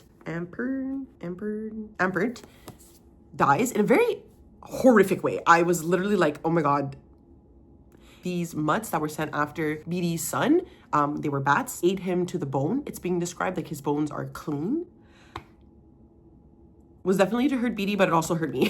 Haymitch still sends the bomb into the tunnels where the mutts come from, and alas, nothing happens, right? The game makers obviously have different sort of levels within the underneath of the games. There's the Luella, who is the young girl who was changed into the district girl that Haymitch went into the games with, and she also passes, but her story was a little bit sad. She had something in her ear that was like forcing her to do things and to behave a certain way, and it would hurt her when she was disobeying and stuff like that. So that was really sad. But she was obviously sent to spy on District 12 and Haymitch specifically, right? Because he is pitched as this like bad boy rebel sympathizer, at least. So that's the reason that Haymitch is being targeted, and obviously Amperth as well, being BD's son. My son has stuff to say. Obviously, Haymitch himself being a rebel, things that are occurring to him, the way that he's behaving is all a commentary on being thrown again into a war that you don't want to be a part of, and being the one to help save the day and help change what is occurring around you. But I definitely think the point of it will be more in your face in the last third of the novel, especially because the epigraphs that Suzanne Collins included about propaganda, about telling the truth, nothing being surprising with military governments, the sun will not rise tomorrow is no less intelligible a proposition and implies no more contradiction than the affirmation that it will rise. That basically no matter which way you paint things or which way you say things, both can be true. So as I'm like listening to this book and listening to the plot and understanding what Haymitch is going through, I'm really trying to think of these epigraphs and really take into consideration what Suzanne Collins is trying to say in regards to propaganda, but also in regards to both, is there a point to telling a truth, telling a lie? But I have a feeling that the last third is really going to kill me. And that's where most of the discussions that I've been waiting for are going to occur. I have seen a lot of 2 and 3 star reviews for this book, which was the same when I read Ballad of Songbirds and Snakes. So I'm trying not to let them like overwhelm me and be like, yeah, it's a bad book. But I think me not analyzing it is really giving a disservice. So I'm kind of wondering if in December I should reread this to see what I missed. So I'm going to continue listening to this. I'm definitely planning to finish it today. It's very possible that I end up finishing this today or tomorrow, and this vlog actually does go up on schedule, but it's going to be a behemoth to edit. I feel like it's going to be at least 2 hours. So I'm going to continue listening to this, and I'll get back to you whenever I get back to you.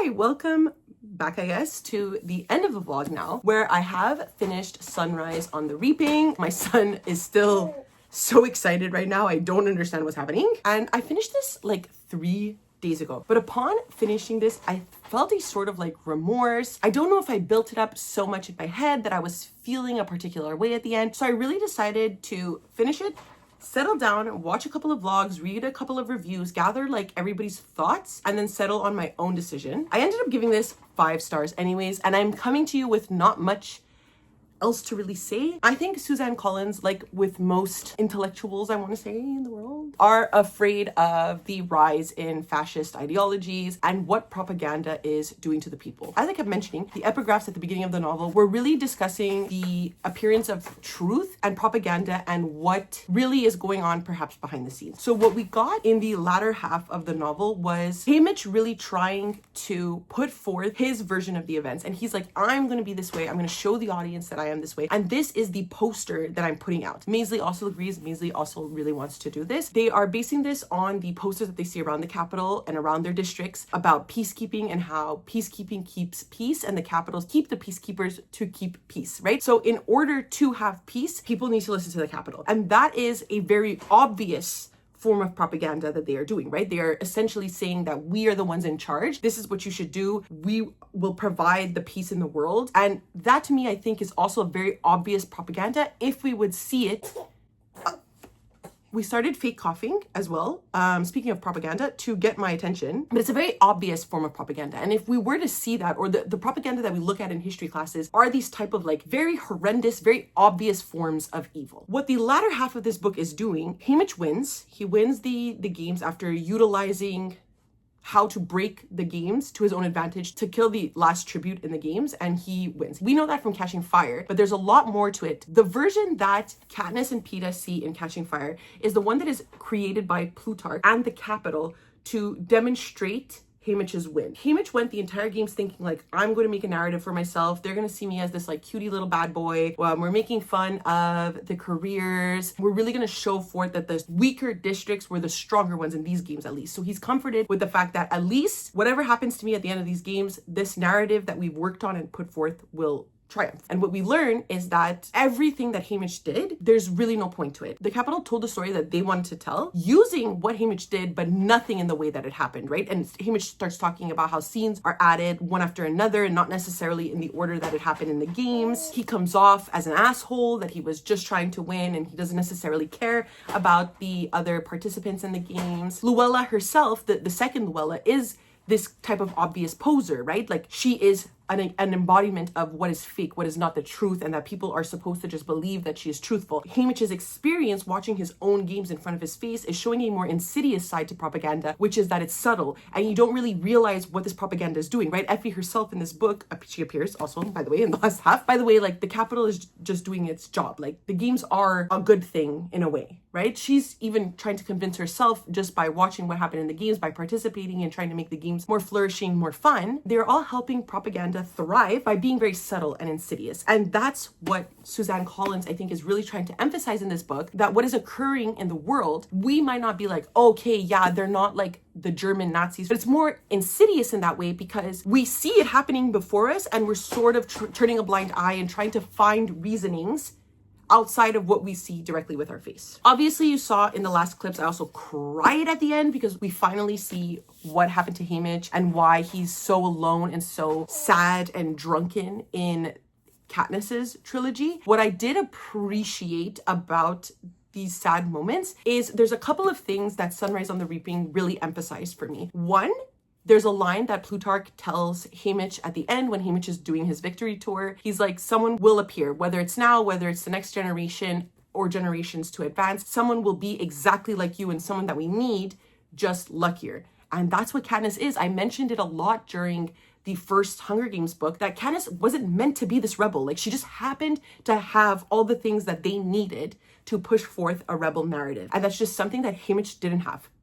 And that's it. That at the end of the day, that's what it is. Katniss wasn't meant to be the 17-year-old starting a revolution, chosen one trilogy. That's not what she is. She just happened to have all the qualities that they needed.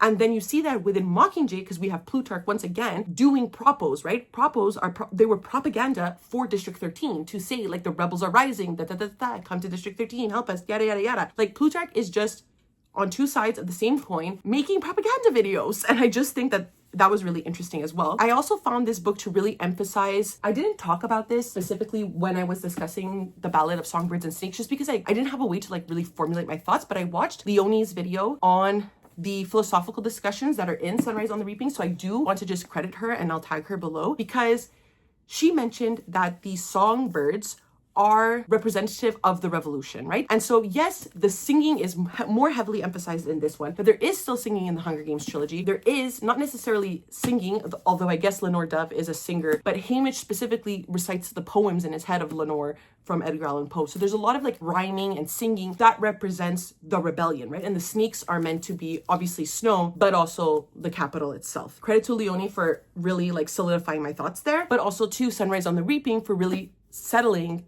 this dynamic of songbirds being rebellion and singing being rebellion and just happiness and community in general being rebellion. And then we'll just get into my final thoughts. This was a book that really worked as a prequel to Catching Fire specifically, because obviously that's where the more rebellious stuff happens. And this book is about a fallen rebellion already. When we think of the Hunger Games, we're probably like, this was the first time there was a rebellion in the districts, but it's not, right? All the characters that are in here, I see a lot of people talking about how it's like fan servicey because there's Mags, there's Wirus, there's Beetee, there's all these characters that we know, and we're just appealing to a fan servicey way. But in reality, it's because they are the the tributes that are rebelling. They are the victors that are the rebels. So it's like, of course they're gonna join another rebellion because they believe in rebelling, right? So if they already had a failed rebellion, and also don't get me started on Wirus and what happened to her. That was one line that I couldn't even think about. But obviously they're going to join another rebellion plot. Like, it just makes sense. They are rebellious characters. So it's like, yes, in a way it's fan servicey, I get it. In another way, it just makes sense. Like, the people who believe in a rebellion are going to join the rebellion again. It's also discussing how governments squash hope, and it's about never giving up and finding hope in a rebellion again. What happened to Wirus, what happened to Mags, what happens to Beatty are all these things that Snow is doing to beat them down, and they join a rebellion again. So revolutions take time. You don't just squash a government in one day. It's also a cautionary tale about falling prey to propaganda. One of the quotes that Suzanne Collins uses is about how the many are governed by the few. It's through perceived control and what the districts believe that allows for the capital to gain control for 75 years. It's about this perceived level of violence, right? Like, Plutarch asks Haymitch, like, why do you guys just let them do what you want? Or when they see the game makers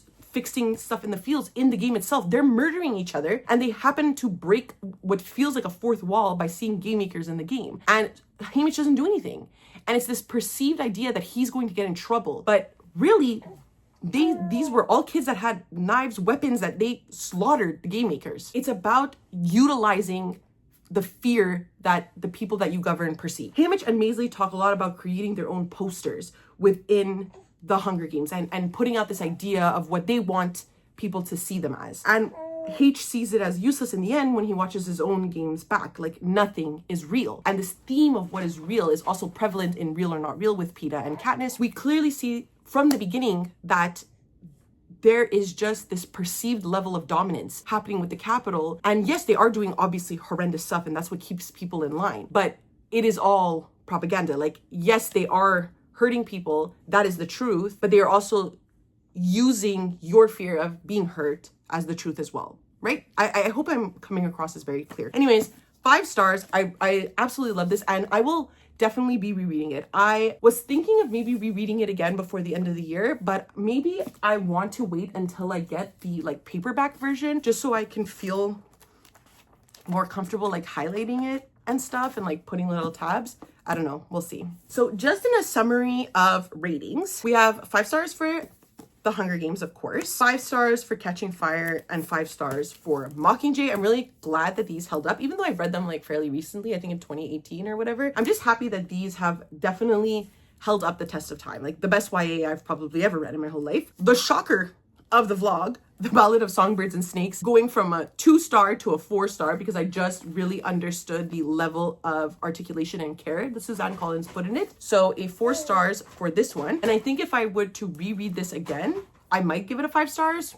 I don't know. And then of course, Sunrise on the Reaping. I think if I had to really like dissect this, I would give it a like 4.5, but just because I love this so much and I love the messaging of propaganda, I'm going to give this a 5 stars as well. So that's it for this vlog. Please let me know down below if you've read the Hunger Games series. Do you like it? If you hate it, don't talk to me at all. If you would like to follow me on any of my other social medias, I always leave a link down below to my Twitter, Goodreads, and Instagram if you would like to follow me there. Of course, I say this every vlog, but I think in the emphasis of these books, social media is also being controlled by oligarchs and by people that we don't necessarily want to be in power. So always keep that in mind. If they ever get deleted, it's because I am feeling uncomfy every day with the slowing rise of their control. So if they're there, they're there. You can follow me there. Otherwise, don't forget to like, subscribe, and ring the notification bell. It does wonders for my channel. It makes me feel really good. And that's it. I never know how to end these things, so I will see you next time. Okay, bye!